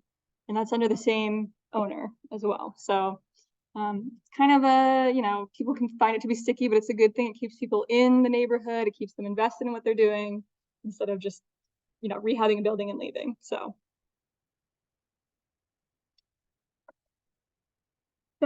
not going to go through the standards one by one. You can look them up online. There are 10. Like I said, they're pretty brief. But the gist of the standards is, right, that we're enforcing, keeping historic character, defining details, architectural features that are important for a building, that we're not changing everything and making it look like it's historic in a different sense, like an older version of itself or something. A lot of times people want to put, all these fancy details on buildings, and it's best to just keep it the way it is or it historically was. Any changes that create a false sense of history are not permitted, and that's sort of similar in a way what I was saying. Say if this building in Huntington, someone wanted to put like a one-story projection out from the bottom up and just have like a some kind of covering over the storefront, that would really not be super appropriate. It wouldn't be necessarily reflecting anything that was historically there. So we just want to see it retained in its historic appearance. Any changes that have acquired historic significance in and of themselves should be retained. If you were on the tour yesterday and we drove through downtown, Kaufman's building has this really amazing paneled storefront from the 1960s. It's on top of an 1870s storefront. So we want to see that change over time. We want to see those 1960s characteristics retained, because that shows the development of Wheeling over time. That shows who was moving into these spaces. So it's important to retain. We always encourage repair over replace. If say your windows are in really rough shape, which is often what we see and often the concern, if they're really irreparable, we can replace, but we'd always rather see repair over replace. The rest is pretty self-explanatory there. I just love this example because you can really see how different the storefront was. Historically, the storefront looked very much like this. I think did you work on this one? Okay. But historically, the storefront in Huntington was very simple, just brick pilasters that went all the way down, and then there was this really ugly concrete mass there that was removed, and the historic appearance was recreated while still keeping, and this is where the laser pointer is going to come in handy, thank you, while still keeping like these little almost like concrete dividers there to show that this has been a reconstruction, not the historic appearance. This is historic materials list. We also use the Secretary of the Interior's guidelines for rehabilitation. Again, not going to go through all these, but the link there is really helpful. These just, again, help break down the standards. These help inform the project. If you have a preservation consultant, though, they will be knowledgeable about these things and preservation briefs. Great things to look at, especially this one is one of my favorites here. Number 14 is about exterior additions to houses. A lot of times when you think historic preservation, you don't think making any major additions or changes to the exterior envelope of a building. This is a great resource to look at, just to say that yes, we do allow some sympathetic additions on historic buildings. Okay, so one of the italicized words there, the QREs, the Qualified Rehabilitation Expenditures. These are what you're getting your credit back on. This is not a comprehensive list. The IRS came out with a 6-page document last year, so I encourage you to read through that to fall asleep with or what have you. But essentially, anything that is a structural component of the building is what you're going to get your tax credit on. That includes HVAC systems, plumbing. That includes your roof, foundation work. Includes even some new build outs of walls and things like that. So all that stuff is really important to being able to occupy the building, and that's why we want to, incentivize preserving that, or recreating that in some cases with HVAC. Soft costs like architecture, engineering fees count as well. Construction period interest and taxes, which is huge. That's really great to get, some back on. And then any other fees that you would charge to a capital account. Non-qualified expenditures are, costs for purchasing the building, sadly, does not count. Any additions, so I mentioned, we do allow some additions, expansions, decks in some cases to be added. Those don't count towards the credit, but they are reviewed. Any appliances, refrigerators, microwaves, things like that. Cabinets in your kitchens aren't counted.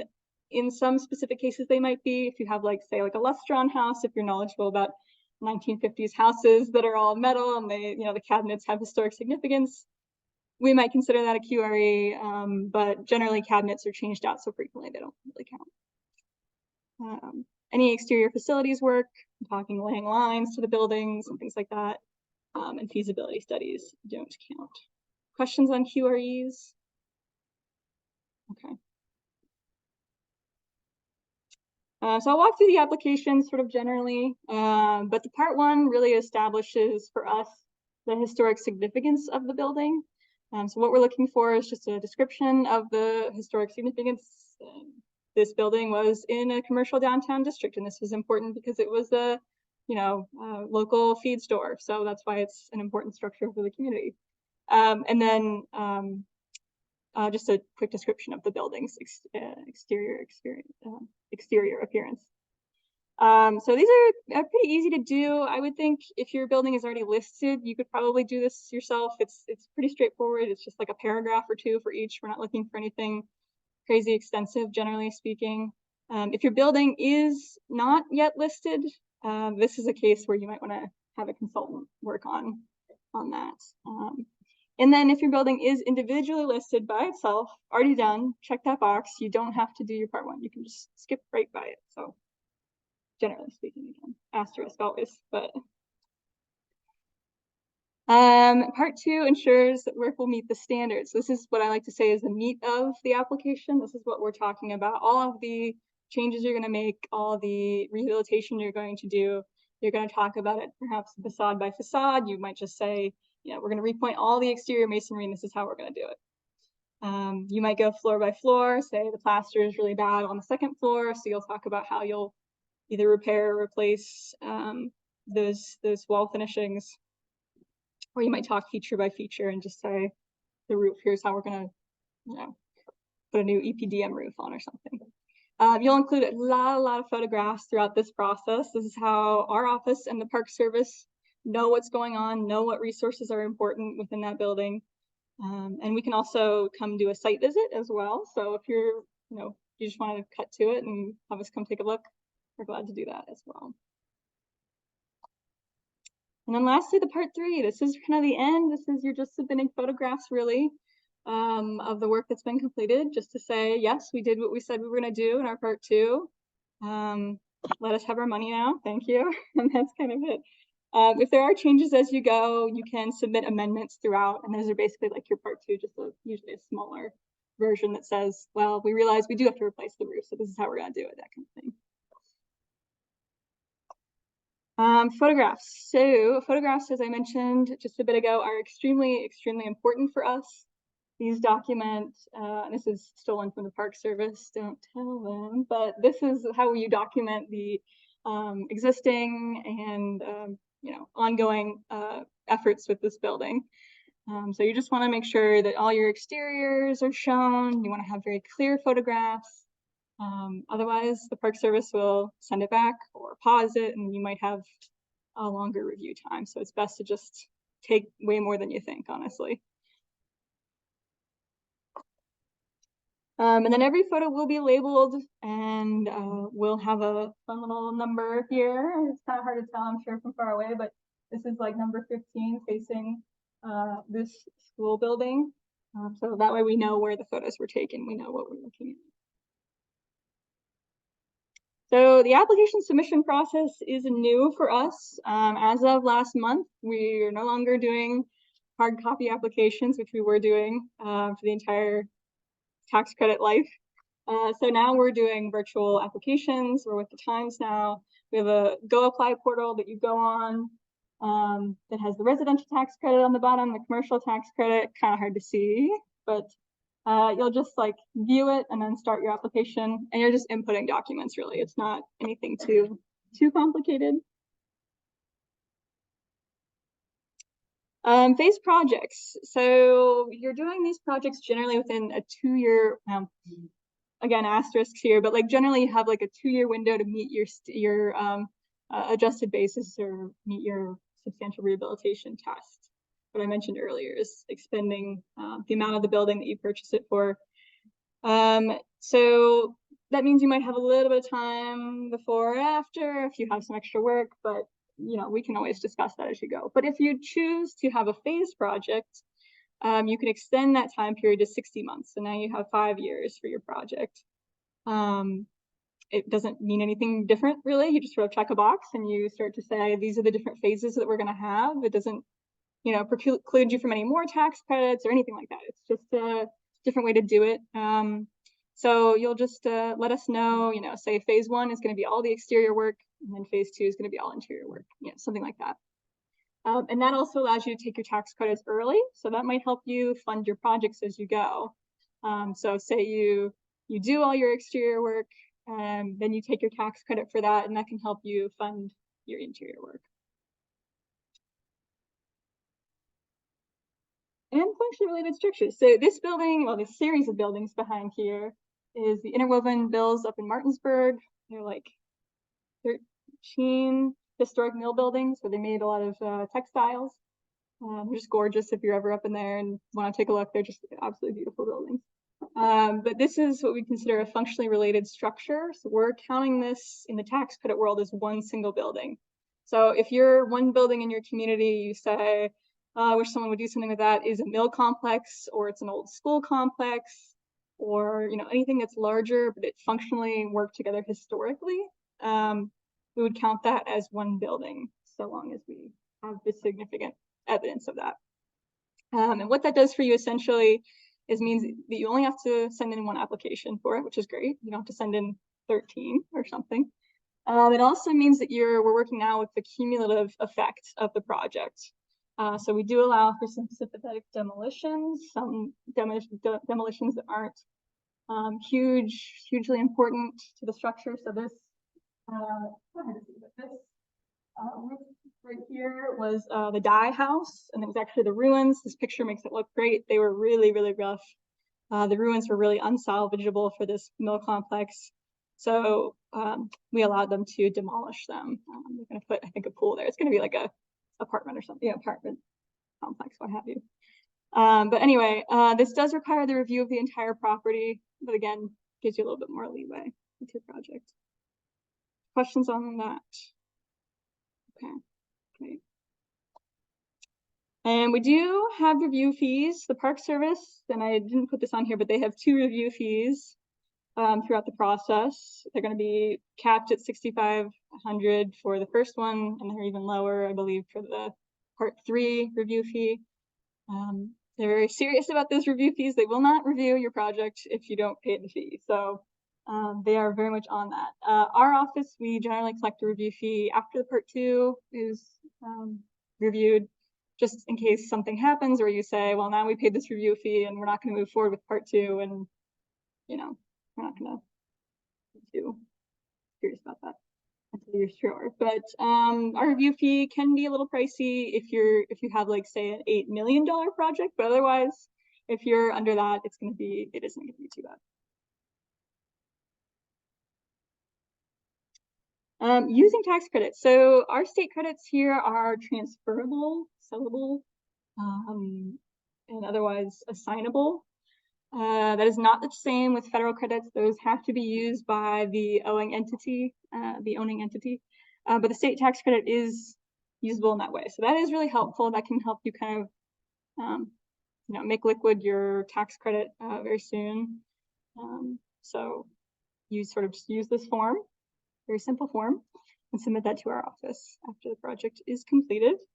When you submit to the tax department, you'll include your approved Part 3, your transfer form if necessary, perhaps a phase determination and a tax schedule. So that's pretty much that. Some other funding opportunities here. Our office offers 2 grants yearly. We have a development grant that works on the physical brick and mortar rehabilitation, and that's March 31st is the deadline for that each year. And then we have a survey and planning grant. So say you're interested in rehabbing a building that's historic, you might want to have some kind of feasibility study or architectural plan started. That's a great resource for that as well. And then, as I mentioned, the development grant, that's brick and mortar, that caps at about $50,000. It's 50-50 matching. So that can be helpful for just, putting a new roof on or something like that. Preservation Alliance of West Virginia has some great loan funds. Sometimes they get Paul Brunn allocation, which I believe they did get again this year. So PWV has that. You might look for that and apply. The National Trust has some funding. They're kind of a little bit more particular, like their interiors grant and things like that, which are very selective. The National Park Service has a lot of different rotating grants throughout the year. Save America's Treasures grant is the big one that everyone tries to go for, but those are for buildings that have national significance, historically speaking. So they're a little bit more challenging. But if you live in communities like Lewisburg, the whole district is nationally significant. So you might just look at your district.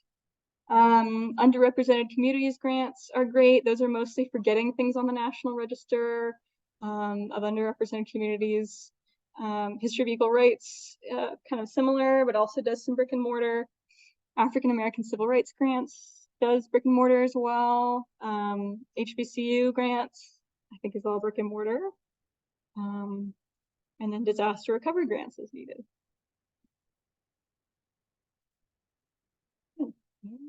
questions on the tax credit? This is another great project in Fayetteville here.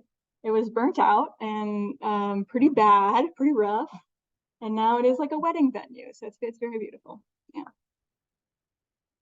Yeah. Perhaps, so all of this has to be done before you start things and stabilize building, start investing, and do that. Sure. Development Yeah, so we recommend, highly recommend that you do submit before your part 1 and 2 before you start anything. Does that preclude you from, applying? No, you can still apply. You're doing so, I would say, at your own risk. You might have done something that we would consider to be inappropriate, historically speaking, and maybe have to redo it. If you're doing something like just replacing like a rubber roof, you're not gonna have an issue really. If you're replacing in kind, I would say that would be the only time that I would do that. Stabilization might be necessary, so it probably wouldn't be too bad to still apply. But I recommend as early as you can get it in is really better, just so you don't have to go back and redo work or something like that. So yeah. Even though you're allowed to apply after you start the work, the one hard and fast rule is that you have to have the part 1 application in before you put the building back in service. Right. Right.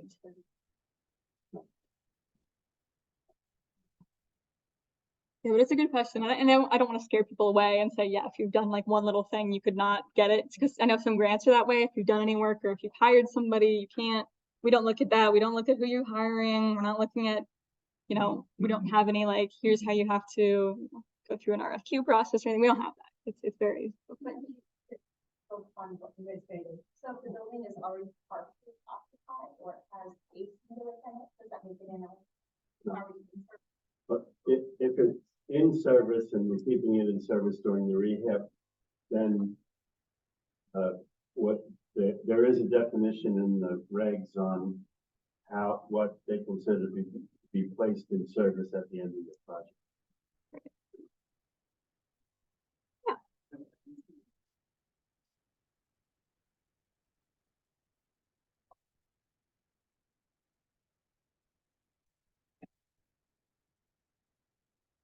Hmm.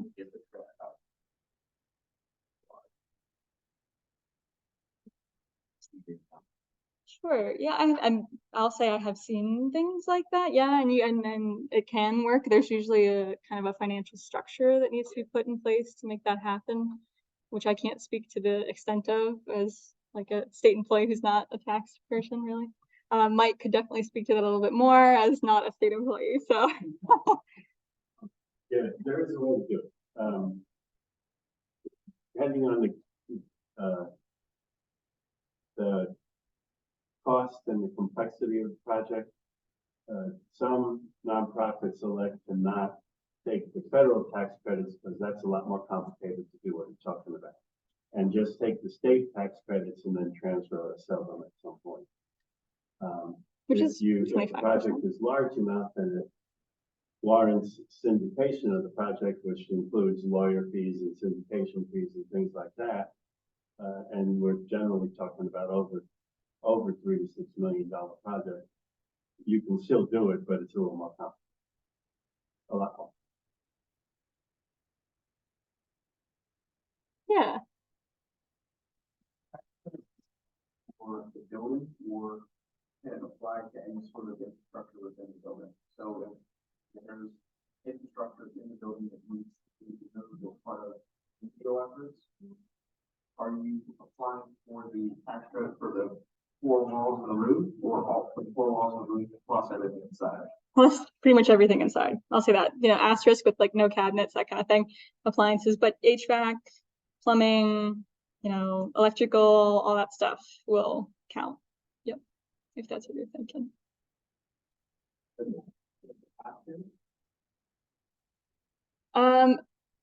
Does it have to be reviewed kind of thing, or does it have to? I guess for the building itself and not what was in it. Well, our office generally and the Park Service, we review the whole project. So we're really looking at it from a whole scheme, and we're looking at it 5 years down the road as well. So we also have there is a recapture period of 5 years, wherein if you are doing something that isn't complying with the standards, we can, start to recapture those credits, and it kind of goes down as you go. So if you alter something the first year after the project is done, we can pretty much recapture 100% of the credits. The next year it's 20% less, down. But generally, when people use this credit, it's really to rehab the whole thing and get it back up in use, placed in service. So that's kind of a key component. So, yeah, no. But if your project is the only project you want to do is to repair the exterior of the building and not all the internal utilities, you can do that as long as you exceed your adjusted basis. Yeah. And then, you're not doing anything else for 5 years kind of thing. So, or if it is, it's compliant. But I just, it's one of those cases where unless you're just doing it to just stabilize, I think it would be just beneficial to do the whole project. But yeah, that's true. Meeting your adjusted basis. Okay, great. Okay, Jasmine's up next. Great. It just one more. Oh, perfect. Wow. Hi, I'm Jasmine Motilal. I'm with Partner Community Capital. Today, I'm going to talk a little bit about PCAP and some of our funding. So PCAP is a small business loan fund that supports entrepreneurs who are creating jobs and businesses in underserved communities in Central Appalachia and the Southeast. We are a U.S. Treasury certified CDFI with a triple bottom line framework of creating jobs, supporting the community, and preserving the environment. We do loans for small businesses, nonprofits, and farmers. So this is a snapshot of what PCAP's general lending policies are. The amount goes for $25,000 to $2 million, and we do senior or subordinated debt. Some of the uses are real estate, business acquisition, fixed assets, working capital, solar, and energy efficiency. Our interest rates typically align with traditional banking rates, and for working capital, the term is 5 years. For equipment, it's up to 10 years, and real estate is up to 20 years. So 50% of our borrowers are women and people of color, and 75% of our loans go to rural businesses, and 75% of our loans are made to borrowers in economically distressed communities. So those are the main demographic of people who benefits from our lending. PCAP has 8 special initiatives that we are targeting. We're targeting vital community services, local foods, solar and energy efficiency, tourism and recreation, downtown Appalachia redevelopment, restaurants, retail and wholesale products and services, and professional and personal services. We partner with a lot of organizations on multiple of these initiatives. Downtown Appalachia Redevelopment partners with WVU Brownfields Assistance Center, and we work with them to coordinate technical assistance, projects, and financing. So this is a reference of PCAP's sweet spot for our lending appetite. We are typically looking for credit in the 600s to 700s, collateral being 90 to 95% discounted unless secured by credit enhancement. We really look at experience in the sector for management and owners, and the conditions of the industry before we loan. So now I'm going to talk about our West Virginia Capital Access Program, and I'm going to refer to it as WVCAP. So the American Rescue Plan Act of 2021 provided funds to every state to collateralize small businesses by leveraging federal dollars alongside private capital. So we participate in WVCAP's subordinated debt and collateral support programs. So the subordinated debt fund and collateral support fund are 2 services under WVCAP. Only one service can be utilized by a business, not both. The subordinated debt fund can be utilized for anything on a new project, and the collateral support fund is an unsecured product we use to help get a deal across the finish line. Here are some of the differences between the subordinated debt fund and collateral support fund. The main differences are the use of funds, maximum investment amount, and the fees. The fees are just a little bit different, of 1% commitment fee based on the loan due at signing versus 2% of the loan amount, with the maximum being 2.5 million. The use of funds for the subordinated debt fund can be to purchase equipment, facility expansion, and permanent working capital. While for the collateral support fund, it's collateral support for up to 20% of the loan amount to augment the collateral that a borrower provides to banks. So that's typically done using a CD. So here are the eligible uses of the proceeds. So you can purchase or refurbish commercial real estate, but the real estate must be 51% owner occupied or used. Construction, equipment purchase, working capital, and more. And here are the ineligible uses, things that you cannot use the proceeds for. Our eligible borrowers include for-profit and nonprofit businesses with a physical location in West Virginia and up to 500 employees. And we offer special programs and connections to advisory services. So we have targeted technical assistance. We offer a wide range of technical assistance services, and over the years, we have built a strong presence in the redevelopment space. TA is provided either in-house by a PCAP employee or by a third party that PCAP creates a contract with. TA funds are not passed through. We pay the contractor directly for the work that's being provided for the client. Eligible projects must turn vacant, run-down, or underutilized properties into attractive places for living, working, playing, or visiting. Here's a list of eligible pre-development costs.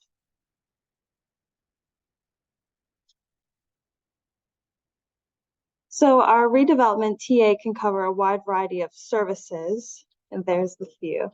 These pre-development services come before the loan and are often vital for the loan, for the client to become eligible for financing. These TA services help fill a vital gap pre-loan in order for these projects to get off the ground. Okay, and that's all. Any questions? You said all underserved communities must be. Yes. Also. Right. Okay. And I want to pass it on to Mike.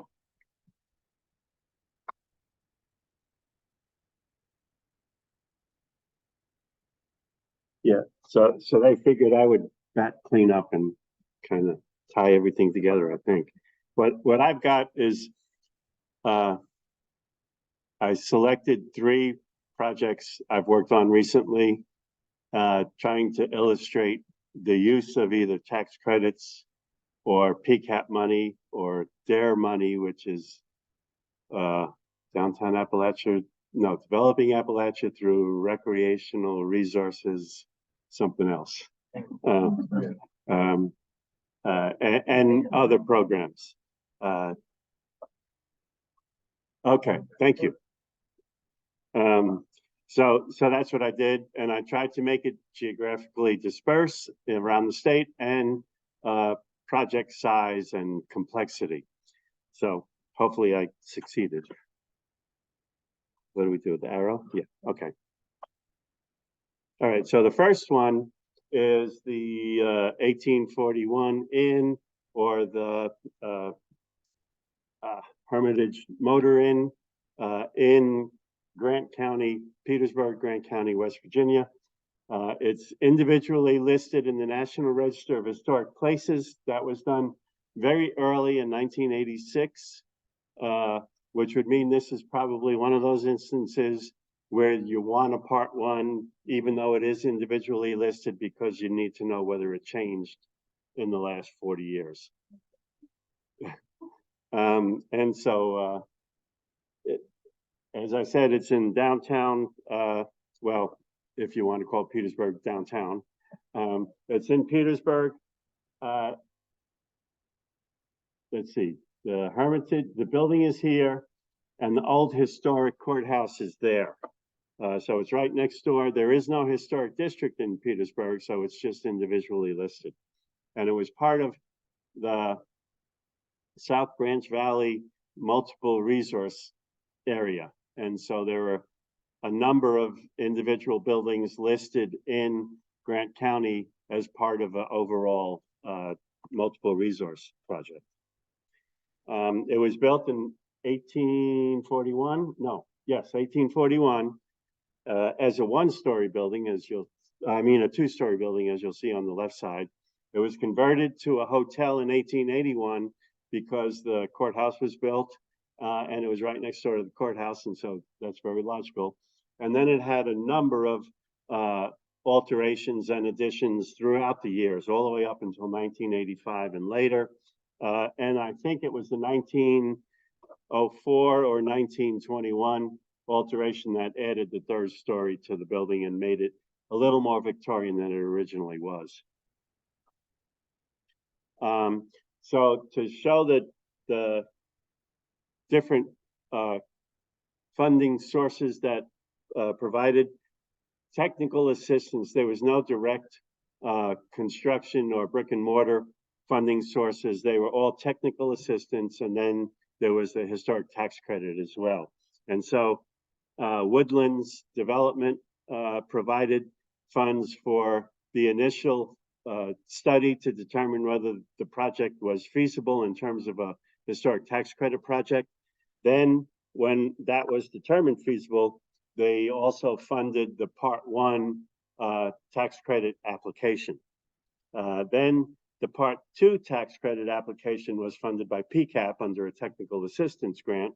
And then the Part 3 tax credit application was funded under DARE, under the DARE program, which is in partnership, I believe, with the Hub. And so the construction is completed.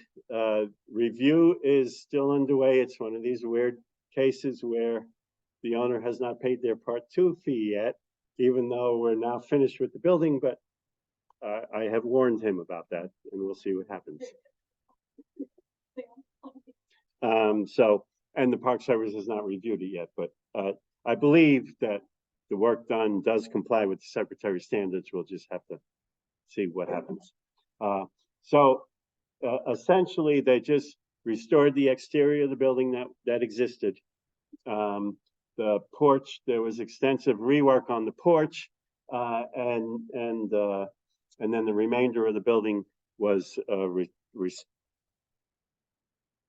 restored would be a right word. I'm just trying to determine whether there was no reconstruction or anything like that. Although an interesting aspect I just noticed on the porch, the rails had to be redone, but we kept the original proportions of the historic railing and then added a relatively, hopefully innocuous upper rail to meet the 42-inch code compliant requirement.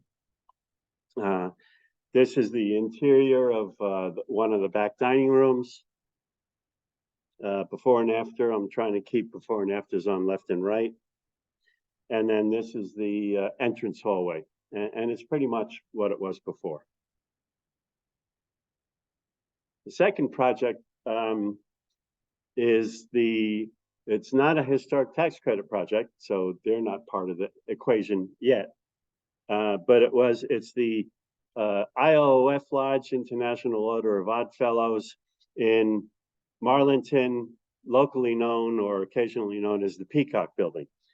This was listed in the National Register individually again in 2000, and this photograph is from about 1999 when we were in the process of doing the nomination. The funding source for this was the DARE program, and the funding was to provide architectural analysis of the building, code analysis of the building, historic preservation analysis to determine whether the proposed use would meet historic tax credit requirements, and then a structural analysis, and you'll see why we needed that.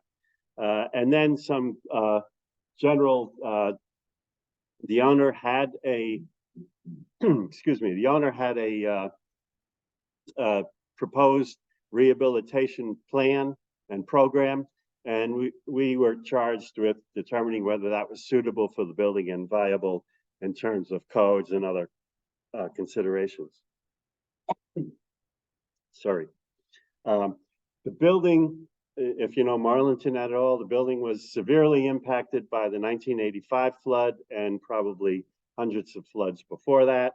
And you could see the extent of the flood impact. And according to the flood maps, the interior of the building is susceptible to up to 2.5 feet, up to 2.6 feet of flood water on the interior. Excuse me, on the first floor. So the city and the county have floodplain ordinances, and so we were also required to consider those in our proposed rehabilitation analysis. This is the building as it is now. The owner, after the flood, the owner who had the building listed eventually never did any work on it, and there has been two subsequent owners. The owner during the project is the third owner since the listing of the building, and nobody really did any work to it.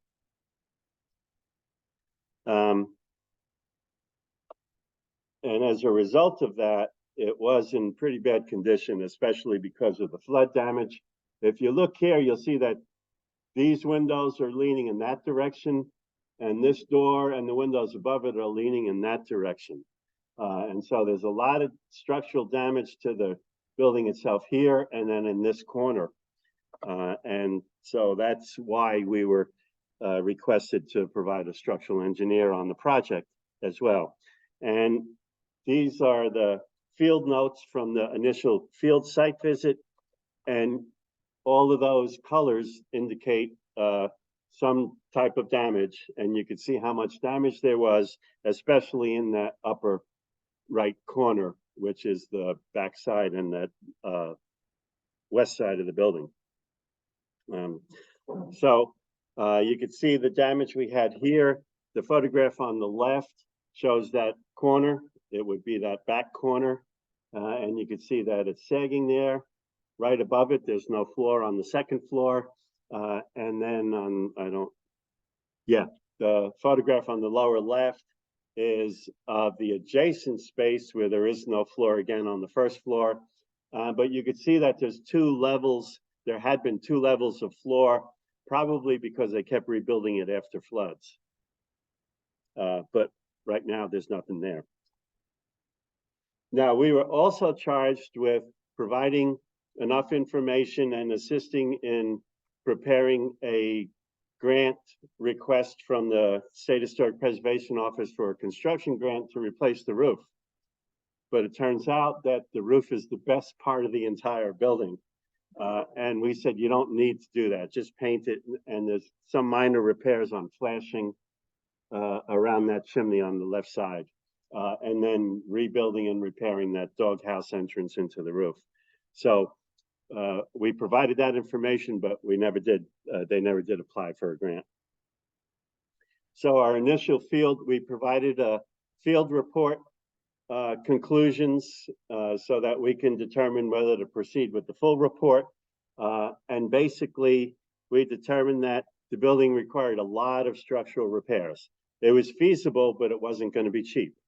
And so in addition to the floodplain requirements that were going to be required in the rehab and the historic, we determined if all of this work is done, it could be done within historic tax credit guideline requirements.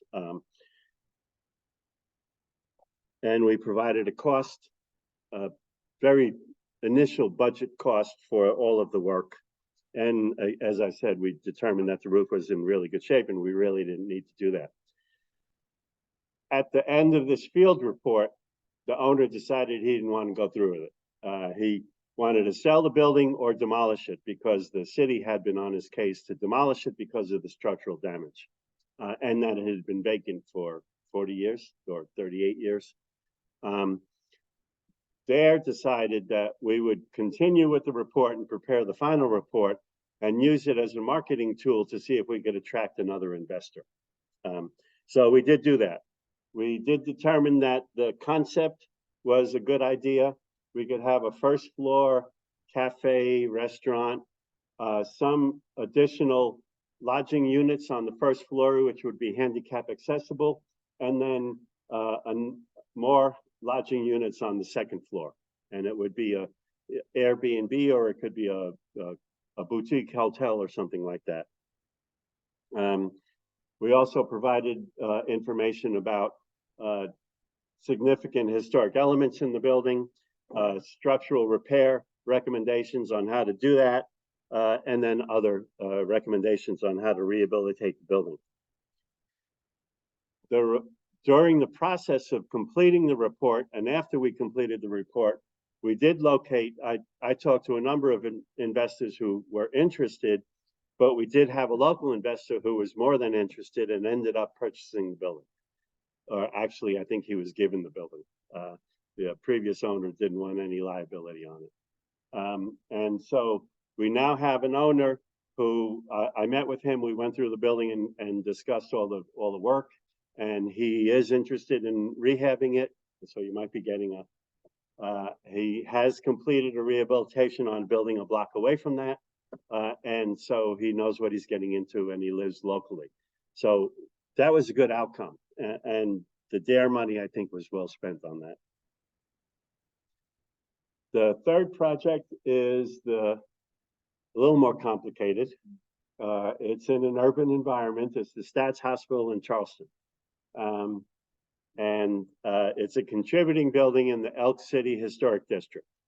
And one other thing, besides being an amalgam of all of the funding sources, it also illustrates how long some of these projects can carry on for, because we got the next slide will say it, but I'll give you an advanced preview.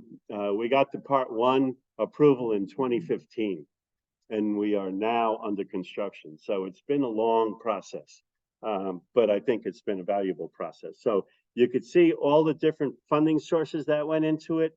BB&T gave one of their community grants to determine whether the project was feasible, and then they also paid for the Part 1 tax credit application. There was an Opportunity Appalachia program investment in it, which provided architectural services and investment attraction services as well. Pro forma and a pitch for the investors, and then the investor convening, which I don't believe any investors at that convening are involved in the project now. The Chapeau gave a development grant for the window restoration replacement and for the roof replacement on a portion on the building. The storefront reconstruction was paid for by Acura, Charleston Urban Renewal Authority, facade grant, and Main Street provided the sketch and the concept on how that should look based on the historic photographs. And then the property acquisition was assisted with by Cura and then Charleston Area Alliance, and then new market tax credits are being invested by West Banco into the project. And I just found out again today in one of my networking sessions that PCAP provided money for part of one of the architectural services. So there's a lot of funding sources went into this, including private investment and a lot of time by the property owners. So as I said, the building's a contributing building. It was constructed in 1921-22 as the Glendale International Order of Odd Fellows Lodge, and it was designed by West Virginia's first African-American architect. And so it's significant for a lot of reasons. It was originally designed as a theater, The entrance into the theater is in the center bay, and then the two flanking bays were storefronts. Kroger was in there at one time. The men's department store that used to be in Charleston nearby was in there at one time. So it was an interesting. And then it got modified a number of times into a hospital and then a clinic, and then became vacant for a number of years. Let's see.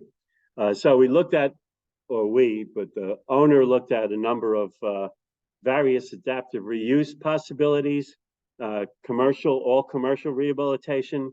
It was studied for the possibility of a university buying or leasing it and putting the university in there. Housing using low-income housing tax credits to the developer that looked at it for that. Market rate housing was studied, which included a first floor component of a kind of a market atmosphere with a cafe and shops and things like that on the first floor. The owner was going in that direction. We submitted a Part 2 application for that program, and it was approved.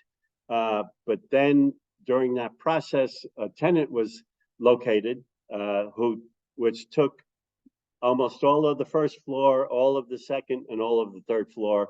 And there is another tenant identified for the fourth floor.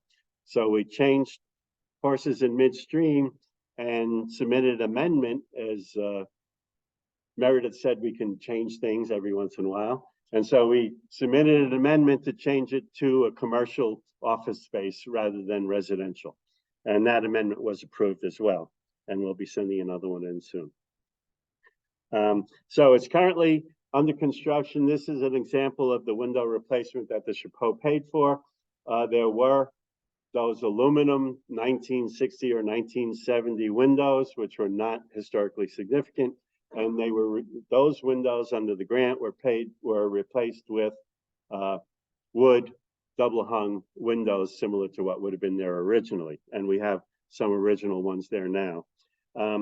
The current program and the amendment we're going to be sending in is going to change from replacing those with wood to replacing those with aluminum that looks like wood.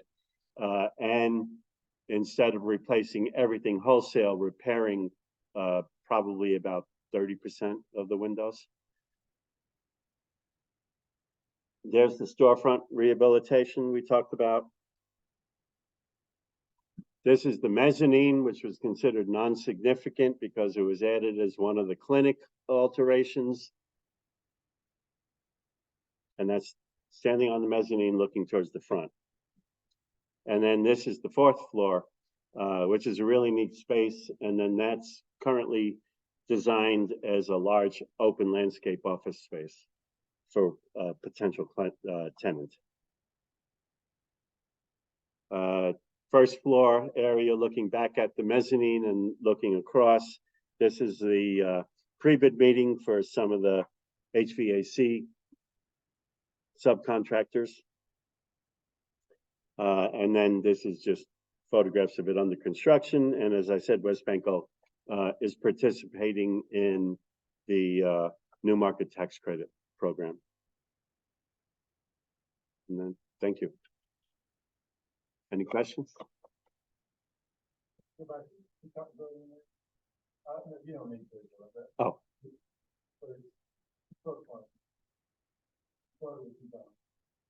How is that incorporated into future plans for that building? I have interest for another exhibit. Yeah.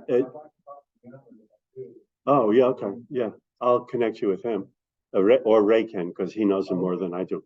But two things. One is there is a provision for historic buildings in floodplain management requirements that they get a buy. They need to be as flood-proof as possible, but they don't have to meet all the stringent requirements. That's a FEMA exception. So yeah, something like that. But I mean, realistically in the rehab, we want to make it as flood-proof as possible or flood resilient as possible. And so what we're looking at is the entire first floor needs to be replaced anyway because it's been damaged. So we might replace it with water resilient material rather than wood. And then lower portion of the walls up to the 2.5 foot height, we're really looking at maybe 30 inches or 36 inches will be what we're looking at is putting possibly a metal framing and the water resilient interior finish and an exterior surface. Well, the exterior is pressed metal, so that's not a problem. It's just the interior. And we'd have to worry about the insulation and things. The HVAC units will be put on a rack on the rear of the building. And so we're trying to make it as good as possible. There'll be flood louvers to allow water in and out of the building during a flood event. And all the electricity will be above that 2'6" level. It's a FEMA analysis. It's based on the 100-year flood. It's on the West Virginia flood map. So that. I think the 85 flood was a little lower. It didn't look like it was that high. Yeah, right. Right. That's why I want to go to 3 feet instead of. And then that's interesting because was it in this session? Oh no, when you talked about Alderson and the visitor center, we had to make that flood proof too. And so we did the same thing. The lower portion of the walls are a concrete block. And then yeah. Okay, thank you. Oh.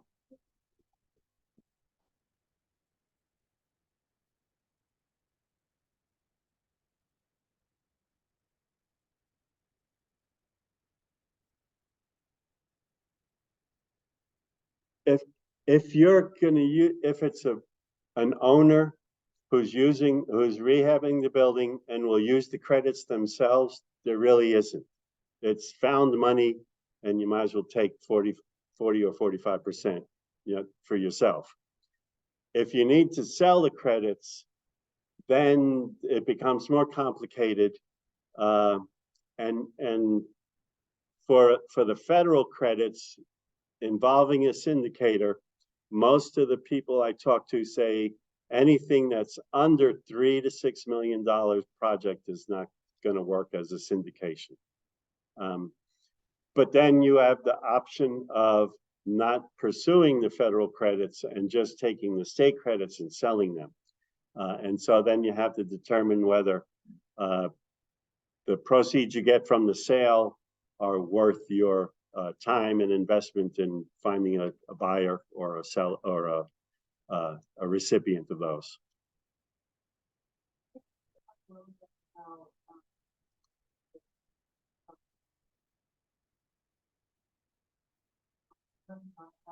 Could utilize tax credits in the form of very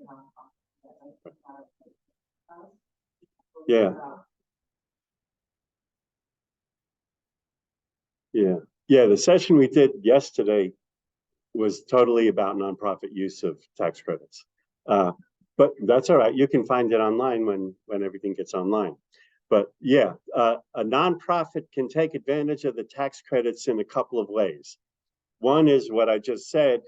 They can do a project and apply for the tax credits because you still have to go through the process of the application. Have it all reviewed and or approved, hopefully. And then they can just ignore the federal credits and sell their tax credits. And then they'll have cash at the end of the project from the sale of those credits to use to pay off their loan or to put into operating expenses or whatever. Right now, a couple of projects I'm working on, state tax credits are selling for about 83 cents on the dollar. So if you have $1 million worth of tax credits, you can get $830,000 out of that. So that's pretty good. The more complicated way to do it, and on the larger projects, would be to syndicate it.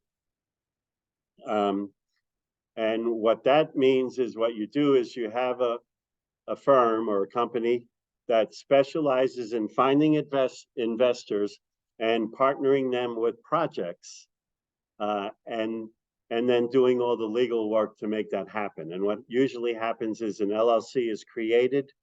The LLC is the entity that does the rehabilitation and incurs the costs of the rehabilitation. The nonprofit is the managing partner of the LLC. The investors are limited partners of the LLC, but they own 99% of it so that they get 99% of the tax credits, because the federal tax credits have to be distributed based on the ownership of the partnership. And then at the end of the recapture period, which is 5 years down the road, the partnership dissolves based on a formula that they agreed on early on. There are some fees, of course, associated with that dissolution, but then the remaining debt and the building are owned by the nonprofit. That, Well, I can't say, but yeah. It's not. right, you're not allowed to say anything. But, yeah, so it is very possible. It just can get complicated, which is why you want to have, as they stressed yesterday, you want to have the right legal team, the right syndication team, and the right consultant. I will say, if you do just take credit, it's still going through the federal review as well. So people think they can just kind of skate by and just go to the state and just the federal, but you still have to go through by the federal government, by state code to receive the state tax credit.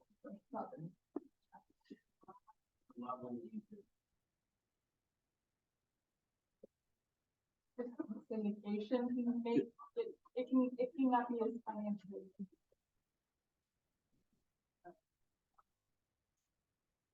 Or not. Yeah. Yeah. And something I learned yesterday, which I hadn't even thought of, that I've always been telling nonprofits that when you create that LLC, the LLC owns the building for the 5-year recapture period. But yesterday they discussed leasing the building instead of ownership. So that may be a lot more palatable to some nonprofits. And if you're allowed to, a person can take the tax credits. They don't have to own the building, but they can lease it. But the lease has to be as long as the life expectancy of the building, which is 39 years for commercial buildings. So, like a Main Street, set up this LLC with the Main Street park, and then through that on a building you don't own, do the tax credit function. Nonprofit doesn't, that is leasing. If the lease is 39 years long, yeah, it's got to be a long-term lease. Yeah. And there is a little nuance in law about a disqualified lease. Yeah, the nonprofit can't own it, sell it to somebody to do the tax credits, and then lease the entire building back. So there's complications on that.